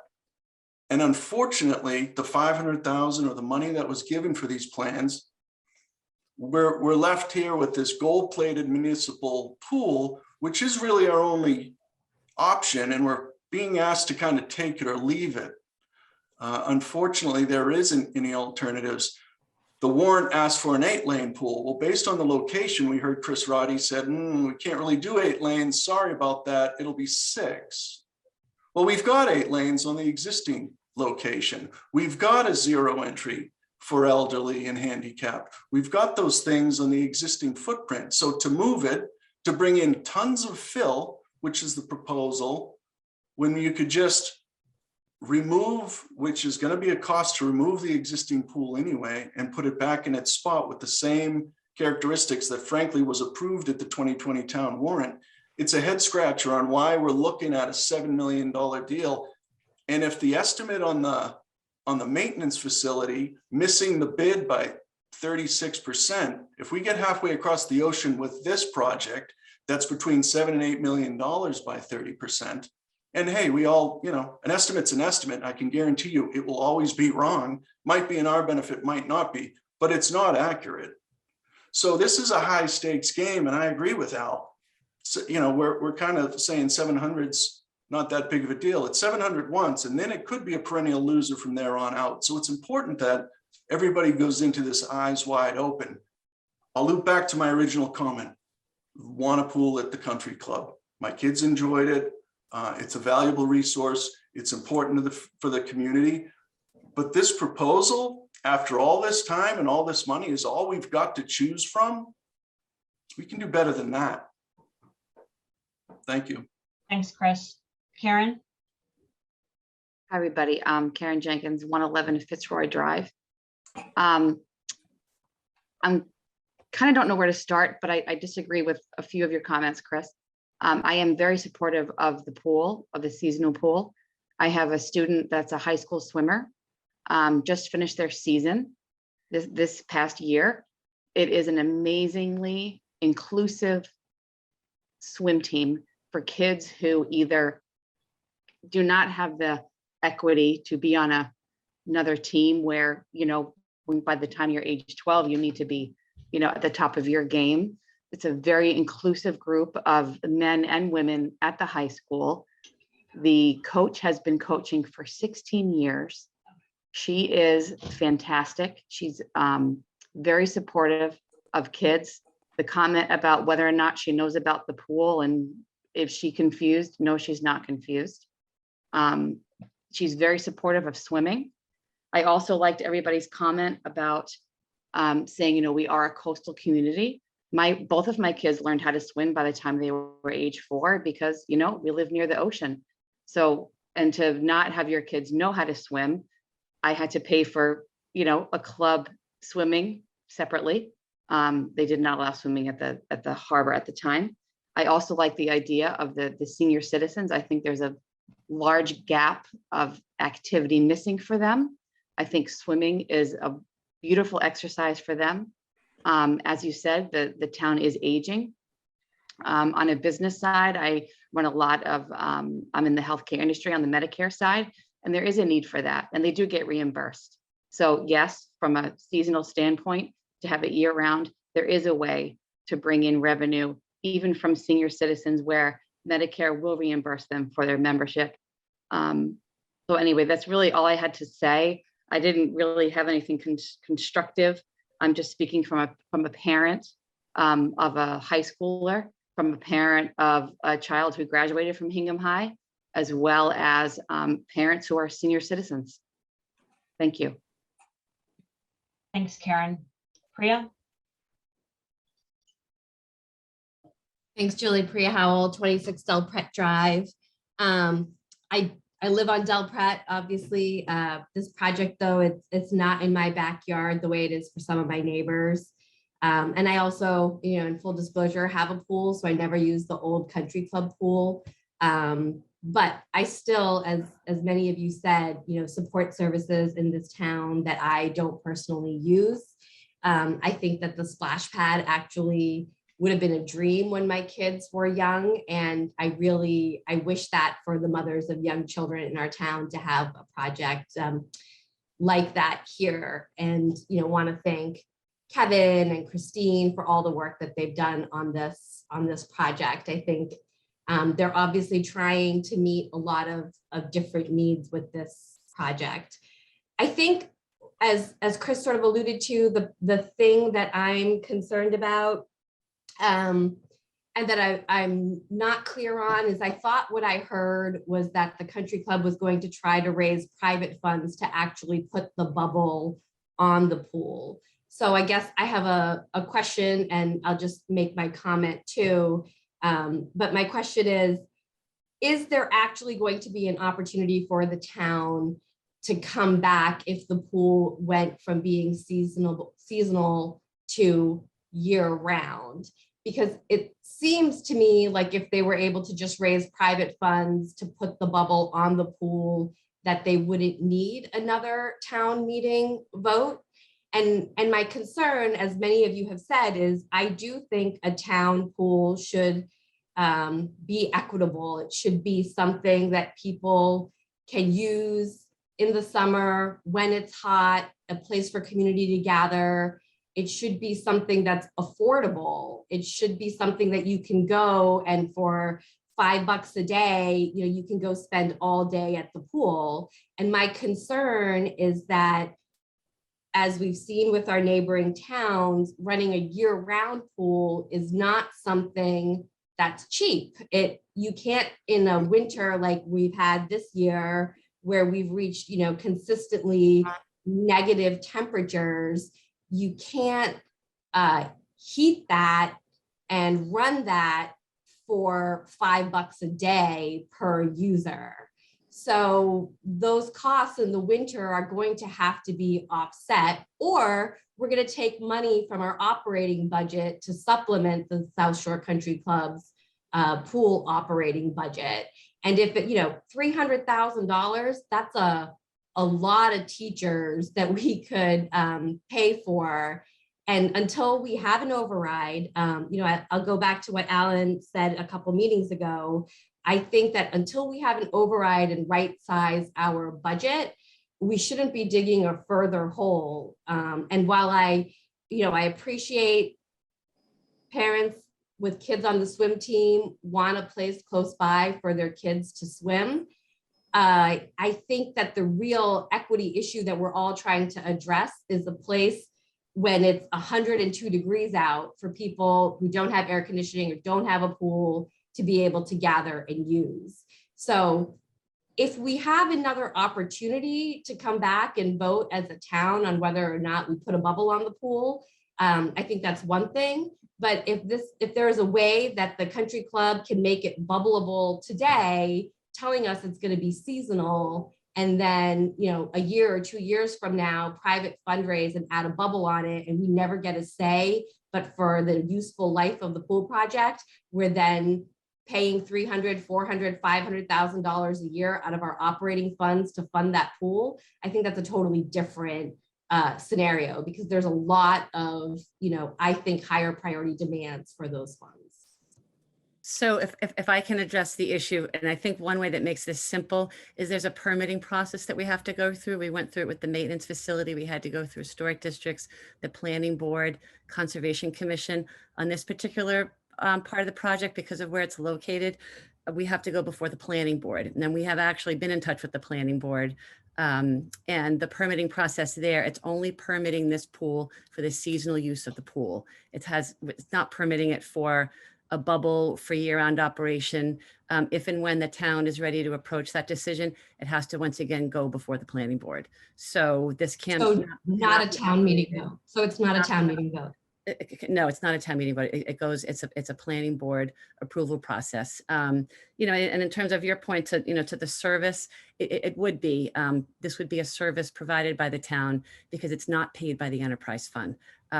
Just kind of a quick reminder, as service to the town, the country club does, because it's part of the town, we don't charge, for example, the golf team to golf at the country club. We don't charge the swim team to, if they were able to swim at the country clubs. There's a lot of things that we do that are offered as a service that if we charged, we'd make a lot more money, but that's sort of not the way we've ever operated.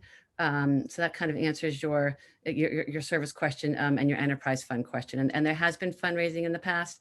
There is a 501c3, the Friends of the South Shore Country Club that people have been involved with lately, more so on the 100th anniversary of the club, which is in 2022.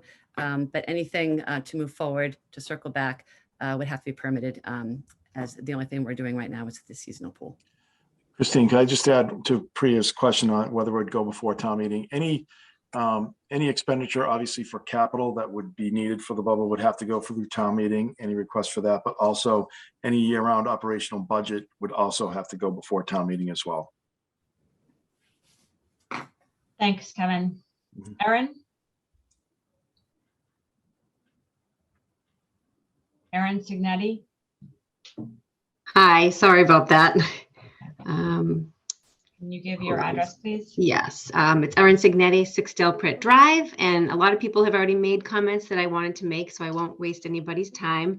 I'm in major support of the pool, as I'm sure some people realize. My daughter is 13 and has been swimming for a long time. Started her love for swimming at the South Shore Country Club pool when she was 4. And she, along with a lot, I would say actually 40 kids in Hingham, commute out of town every day to a club team in Situate, 4 or 5 days a week because they don't have a pool in Hingham. And I guess what I want to say is, we've all given plenty of reasons why the seasonal pool is a great idea. And of course it is. But I guess I would say when it comes to equity and things like that, there is not a sport at the high school right now that doesn't have a facility. You can play baseball, basketball, lacrosse, tennis, anything you want, and there's going to be a facility in town. Maybe it's not on the grounds of the high school, but it's going to be in town. There is no pool. And right now the Hingham High School swim team swims in Weymouth. And I was at that pool a couple days ago with my daughter because she wanted to swim on a night where she didn't have practice. And again, it's $5 to walk in there and swim, which is lovely. And I wore a winter coat and was freezing because something's wrong with the heat in there, and the walls were dripping with condensation. So clearly something's wrong in there. The pool that my daughter swims in Situate is falling apart, is cloudy, closes often because there's problems with it. There are pools around town that kids need to swim in for their club teams and high school teams. Pretty soon there will be no pool option for the Hingham High School swim team. So I guess what I'm saying is it okay if 5 years from now there is no high school pool? There is no high school swim team for Hingham High School, and if people would be okay with that. The $700,000 to make this bubble ready is a slam dunk. The revenue that could be generated from a year-round pool, maybe people don't realize that, the $5 or $10 or $100 a month to swim in a pool is nothing compared to what a club team could come in there and pay for this pool annually with no problem. And I'd be happy to pull together numbers from my daughter's swim coach in Situate, who would, she's been running swim teams for 30 years. And she's even worked for a bubble pool down at the Kingsbury Club in Kingston. So she would have all that information. But there are 40 Hingham kids who are on that team in Situate. I'm sure there's 40 or 50 at the Y, 40 or 50 at the Weymouth Club. We're talking about hundreds of kids who their sport is swim, and they can't do it in Hingham.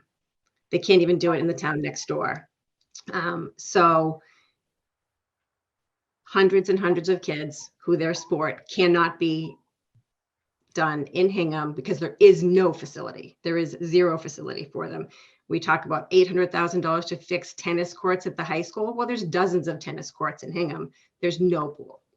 So that's, and I appreciate Christine and Kevin and Chris, the presentations. I've been on all these calls with the select board and whatnot, and I got to meet them in person, and can't thank you enough, but I won't bother going into any more of my points because everybody's made them. So I appreciate your time. Thanks.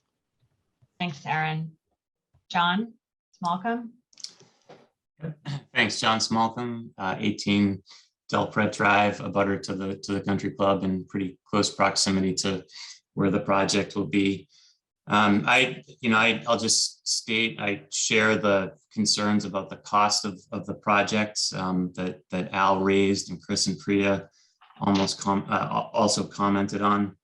And I have one question for the advisory committee, and that, the warrant's pretty clear back in 2020 that says, if any bubbleable costs, the South Shore Country Club's responsible for raising those funds. So really haven't talked about that point here today. I just wanted to raise that. And then I just wanted to bring up a couple of location specific thoughts, which I think speak to the readiness of this plan. And I just asked the the committee to think about the readiness of the plan here. And I realize some of these things might be for the planning board. But one, we haven't seen a certified plot plan. Now that might be on file with the town. We just haven't had time to see it. But the farthest we've seen is what Chris pulled up on page 12 of the presentation. The reason I bring that up is we have no idea where the project stops and ends today on an actual plot plan. It's useful for a number of reasons, one of which is that there's a vernal pool in close proximity to the tennis courts. So it would be good to just be able to do our own work and our own assessments on that. And we haven't had a lot of time to do that. We've been learning about the project over the last 6 weeks. Number two, I just wanted to bring up parking. I think other members here might bring it up too. You heard, we haven't seen a parking plan. You heard Chris quote, we're looking into overflow parking, but I think the pool has greater capacity than the existing pool. So we're curious if the country club has the infrastructure to actually support the size and scale of the new pool. We haven't heard about traffic and impact on that. And we also, John, these are planning board issues that the advisory committee, we understand that you have concerns, but there's not anything that we can do to answer your questions or concerns about that right now, that we know that you would have to go, the project would have to go before the planning board and all that would be sorted out. Okay, yeah, I just bring them up in terms of just readiness of the plan. The other, the last is just noise and noise impact on us, which I get would be maybe a planning board issue as well, but there's really nothing in the budget or the estimate for landscaping to put any sort of noise buffer. I think what I saw in the application to the CPC was a $38,000 line item for landscaping, which seems pretty small for what was probably going to be impacted with this project. So I just think there's a lot of things to think through here. And as a butters, we're just, we're learning about all of these things and would appreciate time to, continue to understand them. Thank you. Thanks, John. Amanda? Hi, Amanda Galgay, 264 South Street. We also have Beth the Country Club. We have 4 kids, little kids, love the country club. We have birthday parties there, had our kids' first birthday party there. And maybe this is, as you just said, maybe this is a planning board issue. But similar to one of the points that John just raised, I don't understand the parking. So today there's about 200 spaces, right? And then one whole row of those parking row spaces is actually an easement that we share along with the Invernizzi's. So those are kind of out the window. And then just, on a busy summer day with the golf course, the majority of those are all taken. And that's not taken into account, right? Like the restaurant, the special events facility and tent, right? And then I've heard talk about what capacity you expect at the pool complex at full capacity. And those numbers just don't seem to add up to me. And then I guess just the last point is that I'm aware that when the hockey rink was proposed years back, there was a parking assessment done. And at that time, it was determined that there wasn't sufficient parking. And this seems to be maybe a significantly larger project in scope. So again, just confused about how the parking plan and the numbers kind of come together. Kevin or Christine, do you have anything to add right now, or just as I think we're aware that there are parking concerns, and I think we will address them as we go through the process with the planning board. I do think we do have parking for probably those 95% of the time. There's going to be those probably 10 or 15 days in the summertime when we're going to have operational management plans in place to ensure that all our guests are able to park on the property. And we do have like an overflow parking area, as we showed on one of the slides there, and on the front field as well, that can be utilized for additional parking. What we don't want to do is we don't want to create additional impervious, space on the property. So we want to utilize the open space that we have and come up with a management plan where we will manage that as green space still, but on those 10 or 15 days a year that we need it, that we will be using it for, that overflow parking area. But again, I think we will have, all the questions that the abutters and concerned citizens have raised tonight. We will be addressing those as we go through the planning board process. Thanks, Kevin. Kelly Smallcom. Hi, Kelly Smallcomb, 18 Del Pratt Drive. I'm a butter as well. I echo what others have said in that I do want a pool. I'm a swimmer myself. I love to swim year round. I travel about 7 minutes to the canal pool, which I think is lovely and cheap and very close to us all. I just really, I struggle a lot with this project. I do not agree with this project for the location, the logistics, but all of that aside, I also just really struggle with the fact that I'm still pretty new to town politics. And I'm picturing myself walking in April 25th. I know a lot about this project over the last 6 weeks because it's literally in our backyard, but I'm picturing myself as the average town citizen walking in and reading like whatever language is there about this and really not getting the full picture, because I feel like amongst all of us today, and we've been on select board meetings, everybody's kind of going in circles. Is it seasonal? Is it year round? What does it really cost? Like I would just really hope that whatever language is written in the warrant at town meeting is very clear, because I think we're not doing anybody any favors here to just say, okay, here it is. It's $7 million for a seasonal pool. Yes, we can put a bubble on it. I don't think that's really going to get across to people that this pool could become a year-round pool without another vote. I think we've heard that on a couple meetings now, that it could go year-round without any of the town actually becoming aware. And by the way, when it goes year-round, it's actually going to cost us $300,000 a year. I think others have talked about, I bet we could make some money off of it. No, I think that's probably unlikely. So I just would really hope that there's really good language around this that really states what a yes vote or what a no vote means. I'm very sympathetic to high school swimmers, but I just feel like the town should know you could be paying $300,000 a year for, what Aaron said was maybe 100 swimmers in town. So those are just my concerns, is that I feel like it's so gray, and I would really want to know. And it now starts to make me wonder, other projects that I'm voting on, is this what it really means? What's kind of the end result? And it sounds like none of us really know, which just makes me want to pause on this and figure out, well, what are we getting ourselves into? I know some of you have said, well, we're okay with sinking the $700,000 to make it bubbleable. And I would feel like I would be okay with that too.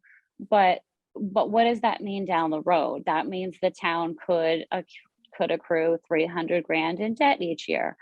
And having just gone through the pandemic and really being exposed to what's going on in the schools and how there's underfunding there, I feel like I personally am becoming more sensitive to, where does that money go? Do I want to put it in right now to leisure?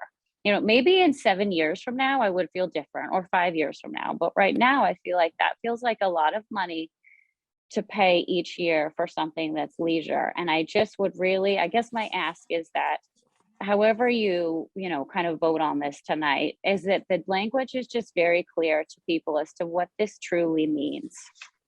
Thank you, Kelly. We are not voting tonight, but the job of the advisory committee is to write a comment and a recommended motion to bring to town meeting in the warrant that would explain all sides of the issues. And would give the history, it gives the pros, the proponent, project proponent, pro, it would give the cons, it would give the entire picture. And we have done this for years on years and years with very complicated projects where there's opposition or so our job is to make sure that the comment will be clear and have all the information. So thank you. Stephanie Jones. Hi, I'm Stephanie Jones, 20 Del Pret Drive. And thank you everyone for this great discussion and everyone's time. I know it's getting late. I have two questions. One is really a follow-up to Kelly's question, in that, is it possible to get some clarity on what the actual costs are for the bubble parts of things? There's one line item in the budget proposal that says site work and pool, and it's all lumped together. And I've heard this number of 700,000 to make it bubble ready. But I also heard we have a $3 million almost bathhouse, that the reason why it's so expensive is in part because it has to be big enough and insulated enough in order to support a year-round pool. And so there's some really large potentially associated costs to that are being built in to accommodate a bubble. And so getting some separation, is a more modest bathhouse possible? What does that cost if we didn't have the bubble? Just separate it so we have some clarity about what the costs actually are. I heard we need gas lines. What does that cost? We need different types of electrical work in order to support the bubble. There's lots of line items for this bubble that if we could see it clearly how it separates, then I think we'd really have an understanding of how much more of an investment this is. Right now, it's really hard to assess, and I think it would be really hard for the town to assess that $700,000 number, where the bubble costs are really built into so much of this large project.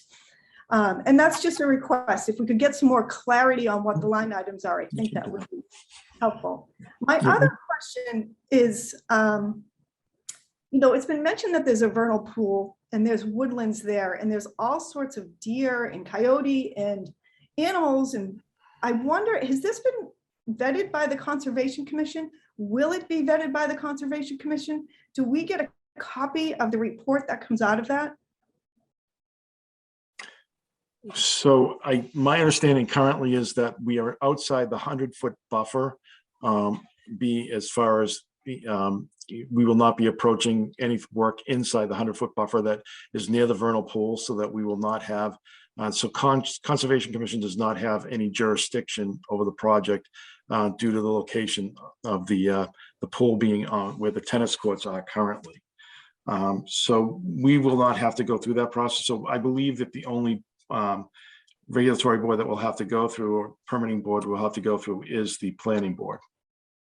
Kevin, you mentioned that the old pool leaked, and it leaked chlorine, and that was a danger to the people in the surroundings. There is a vernal pool. This is going to be built up on landfill, which hasn't really been mentioned, but the plan is to put in some landfill and then dig the pool, and an infrastructure for how that's going to be maintained, how this, what if, God forbid, there is a leak of chlorine or something. It seems like the environmental protection should be considered really seriously in some way, especially given there's a vernal pool. And the old pool, yeah. I mean, the old pool leaking was, obviously the pool was 70 years old and it had reached its end of life cycle. And, it was more, the leaking was not where you would be losing several inches, but the problem was more that over time, that the chlorine was corrosive to the infrastructure of the pool over there. And that's what made it, the pool actually becoming where we could not use it any longer. Sorry. Yeah, I think, the pool operations, I think, obviously new are going to be built with, everything will be built according to code and to ensure that there will not be any spills or anything of that nature. I think Chris might be able to talk a little bit about it, but I think, everything is enclosed. I think as far as, the piping and all that, it will be, redundancy to ensure that there isn't, chemical spills or anything of that nature. Like, I know that it's a double tank for the chlorine, where the chlorine is held. All those things are coded to ensure, not only safety to the employees, but also to ensure that, there is not any chemical spills as well. Right, that's correct. And sanitization equipment today, you don't have the same type of liquid chlorine that you would in older type pools. It's all tablet based. There's actually nothing to spill as far as the chemical system. And these pools will also have a ultraviolet light system, which lessens the requirement for chlorine. So water either splashing off the deck or everything is pitched to drains internally. So compromising the wetlands from water from the pool really, especially at that distance, really isn't an issue. But we're always cognizant of how we develop on sites. So we do think of those things. Okay, thank you. Chris and John, I know we heard from you before tonight. If you have some new question or new information that's not planning related.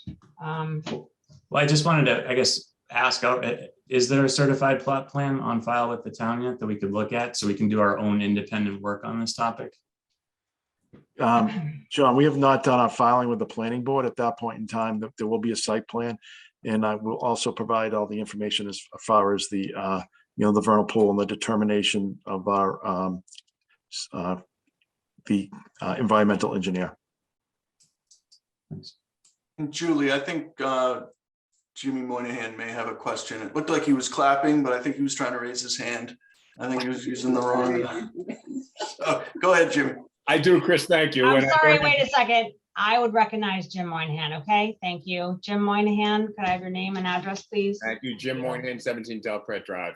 I have a couple of questions and then some financial thoughts, but this goes, I guess, to Chris. On the bathhouse, I don't understand how come it's costing $2.6 million. If I look at trying to build my own house with just building the house itself, it's not going to cost me that much money for the same square footage. So why does it cost so much for the bathhouse? Same would go for the filter house. When I built a shed, it only cost me $10,000. I understand the question, and part of it is because a facility like this is, imagine building a house but with 16 additional bathrooms. The amount of plumbing, showers, commercial grade facilities that are required by the Department of Public Health, that's all some of the most expensive types of construction there is. All the underground plumbing, all of that plumbing, all the electrical work, the heating and cooling system that's required now. I mean, it's not like building a house. It's really more like building a 5,000 square foot commercial facility, and that's just the nature of that beast. Okay. Hopefully that answers your question. It does. And then just on the building of the facility itself, the overall pool, the deck. I know my backyard has a lot of ledge in it. Have you looked for ledge? Is there ledge there? Is that part of the cost? It's already in there. Is that a potential override in the cost? We did anticipate that there would be ledge, and we also did a number of borings and test pits to try to determine to a reasonable degree how much there would be, because we do know that there is some their outcroppings are clearly visible, and based on that data, we within that budget there is a line item for ledge removal, plus plus a certain amount of buffer for that. Okay. And that is one of the reasons why we originally looked at raising it up, because we did know there were some outcroppings there of ledge as well. Okay, good. We didn't want to be doing a lot of blasting if we didn't have to. Right. And then just on the total financial picture, I mean, I know we talked about there's a $700,000 increase because we're making it potentially be a year-round facility. That doesn't include the bubble itself, that based on, again, this is all back on the envelope, so take every number I say with a grain of salt. It's more than $1 million for the bubble. I could be wrong on that, but so now you're at $1.9 million. And then, again, operating loss, potentially, again, Kevin, you might be able to come up with some way to make this a profitable venture, and that would be awesome. But based on the numbers I've seen for other municipalities, not just in Massachusetts, it's somewhere between, I've seen as high as a $500,000 loss. Chris threw out something like 300. I'm saying anywhere between $150,000 and $300,000 per year loss. If you do that over 10 years, that's somewhere between 3.7 and $5.2 million. That's a lot of money. if you guys can make it work, great, but that's a lot of money to pour down the drain when, again, to Priya Howell's point, there's other places to be spending money in this town, and $5.2 million on the high end is just a lot of money to think about. So it just food for thought. Thank you. Okay, thank you. So I think we've heard from a lot of people tonight, and I am going to wrap up the discussion on this article because it's late and we have a couple more things on our agenda.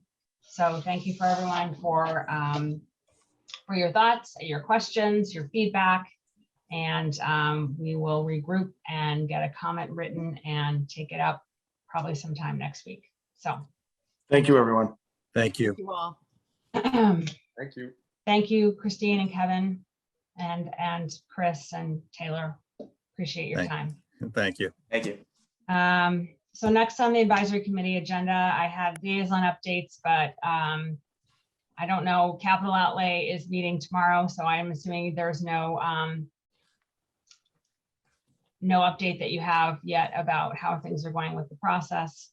Yeah, I'll just say that we have basically request of we still have requests of a little over $4 million, and we have money left after the annual capital expenses of about 1.8 million. So I think that means tomorrow night we have to start cutting $2.2 million from the request. So you know, it's when we get to make everybody unhappy. So that's Okay. right, Matt. And the overall capital to requests were about $12.5 million.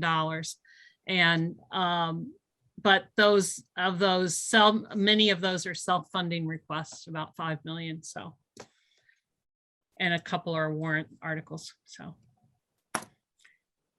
okay. Do you want to have an update for us on Thursday or? Sure. We'll let you know where we are Thursday. I don't think we'll be finished, but right. We'll see where we are. Okay. Thank you. And then planning board articles, I'm assuming that they're going through with their hearings. How are things going with that? We have Andy on tomorrow. Sorry. The current warrant contains 4 articles that would amend the zoning bylaw. And as required, the planning board has held public hearings and continues to do so on some of these articles. Article AAA is gender neutral and other term revisions. That has been approved by the planning board. Okay.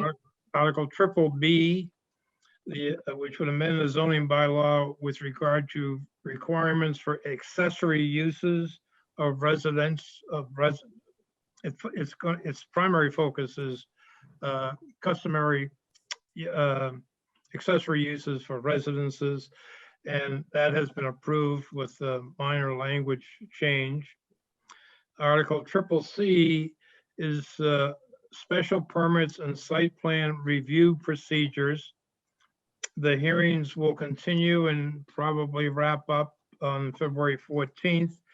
And in all likelihood, that will be approved. Article DDD is the citizens petition on tree protection and preservation. The provisions and intentions of this petition article have been incorporated substantially or conceptually into the planning board's proposed warrant article CCC. So in revising the special permit and site plan review procedures, the planning board will incorporate many of the provisions of the tree protection and preservation bylaw suggested in the citizens petition. There's one issue with regard to the tree preservation, protection and preservation bylaw.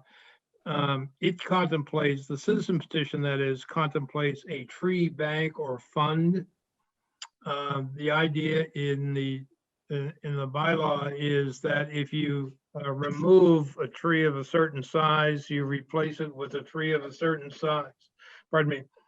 size, or if you do not do that, that you pay a certain amount into the tree bank or tree fund so that the town would have the funds necessary to plant a tree, perhaps someplace else. The question that has arisen is whether a separate article is necessary to establish such a fund in the town. That issue is being addressed to town council. If town council says, yes, you need a separate article to establish the tree fund or bank, then the next question is, could the citizens petition be amended so as to delete everything except the tree bank or fund provisions? That too will be addressed by town council. This doesn't seem to be impassable stumbling block, so I assume that will be resolved. If it is, then the proponent, Priya Howell of the citizens petition, has indicated that she is satisfied with what the planning board is proposing and would either withdraw the article, which would require her to get the assent of all of the people who signed it, about 8 or 10 of them, or simply would support a no action motion with regard to the action, the citizens petition. Thank you. The final point I just want to reiterate, and there was an article on floodplain protection overlay district map references, which was withdrawn. All right. Great. Thanks, Sandy. You're welcome. Okay, so next, I just want to tell you for the warrant article process update, just when your article has been voted, please note the select board and AdCom vote count and your comment. Make any edits to your comment and recommended motion as identified by our AdCom hearing, and then send to your editor as soon as possible, and CC George on the email so that he knows where that article is in process. And remember that Tina has articles A to Q, and then R to the end are for Daveline. And George will keep updating us with the WAS document so that we know where things stand with articles. So we meet again on Thursday. We're going to have the Weir River Water Company budget. We have a small update to the DPW budget. I just got to email that out to you. Very small change. We're going to hear and vote the Weir River Water System articles V and W, and school articles X, Y, and Z. We'll talk about funding options for various warrant articles, brushing up on the terms such as excluded debt versus non-excluded debt. That might come in handy for us. And then, does anyone have any questions about tonight's 5-year forecast? Would you like me to amend the agenda for Thursday to add that as a topic of discussion, or we're going to get another forecast? Yes, Matt? You're just talking about moving it from tonight to Thursday? No, I mean, well, adding to our agenda for Thursday, if you have any follow-up questions about the 5-year forecast. No follow-ups. Anybody else? Okay. Then next week is kind of up in the air a little bit. And I'll tell you, because the select board is not meeting again after tonight until February 17th. So we have a couple of things scheduled for next week. Next Tuesday, we have articles N and T, and then we are in a vote on the repurposing of capital dollars for the fire department. And on the 17th, we could, we're going to have article EE foster school pre-construction funds. So I wanted to just quickly poll everybody. We're almost done, sorry. We usually don't meet during the February vacation week. And because of this little traffic jam we've come into with the select board schedule, I'm wondering if there are any members who are unable to connect to a meeting. If you could show your hands on the 22nd. That's like absolutely no, you cannot attend a meeting on the 22nd. So I've got Sarah, Caitlin. I'm like halfway. Yeah. Yeah, can I do the I'll do it. halfway thing too? Okay. I know it's not a great situation. I'm gonna try to figure some stuff out, but I'm just, Can we Yeah, put a I time limit on understand. it? And I'm gonna be away with my whole family, so I don't know that they'll tolerate it. I know. Like my Anybody else? sisters No. and everyone. I know, that's what I figured, and then the 24th, the same thing with Sarah and half Matt, half Caitlin. I'm a full on the 24th. I can't do the 24th. Okay, I might, I think I'll still be away, but there will be fewer people, so I may be able to do the 24th. okay, Julie, this is Anybody Dave. else? I can't do the 24th. okay. All right. Julie, I guess if it's Thank like, you. I mean, for the 22nd, if it's voting specific things that if it's like, if the meeting's organized. With My goal is to not have a meeting that goes on this long No, again Jill, this I year, didn't mean it that way, but if it's like, oh, we need to be voting on this, there's a small portion versus all the other things we normally do. And can I be a little did more mean it flexible that there. way. But I did. Yeah, well, Oh, I almost fell asleep I twice know. today. I know, I'm sorry. And what I'm trying to do, if we could just sort of like dig in the shovel a tiny bit on, say, the 22nd and get a couple things done. I mean, next week won't be that heavy. Just get a couple more things done to get out, because anyway, but I'm going to talk about it tomorrow with Tom Mayo, and George and I are going to talk about it, and we'll figure something out. But I'm sorry about tonight. Is the select board meeting that week of school vacation week? I'm just curious. No, they at least one of them will be away that week and maybe the entire week. So that's another hold up. So anyway, we have deadlines. We have to be done by basically March 20th. I will be in touch.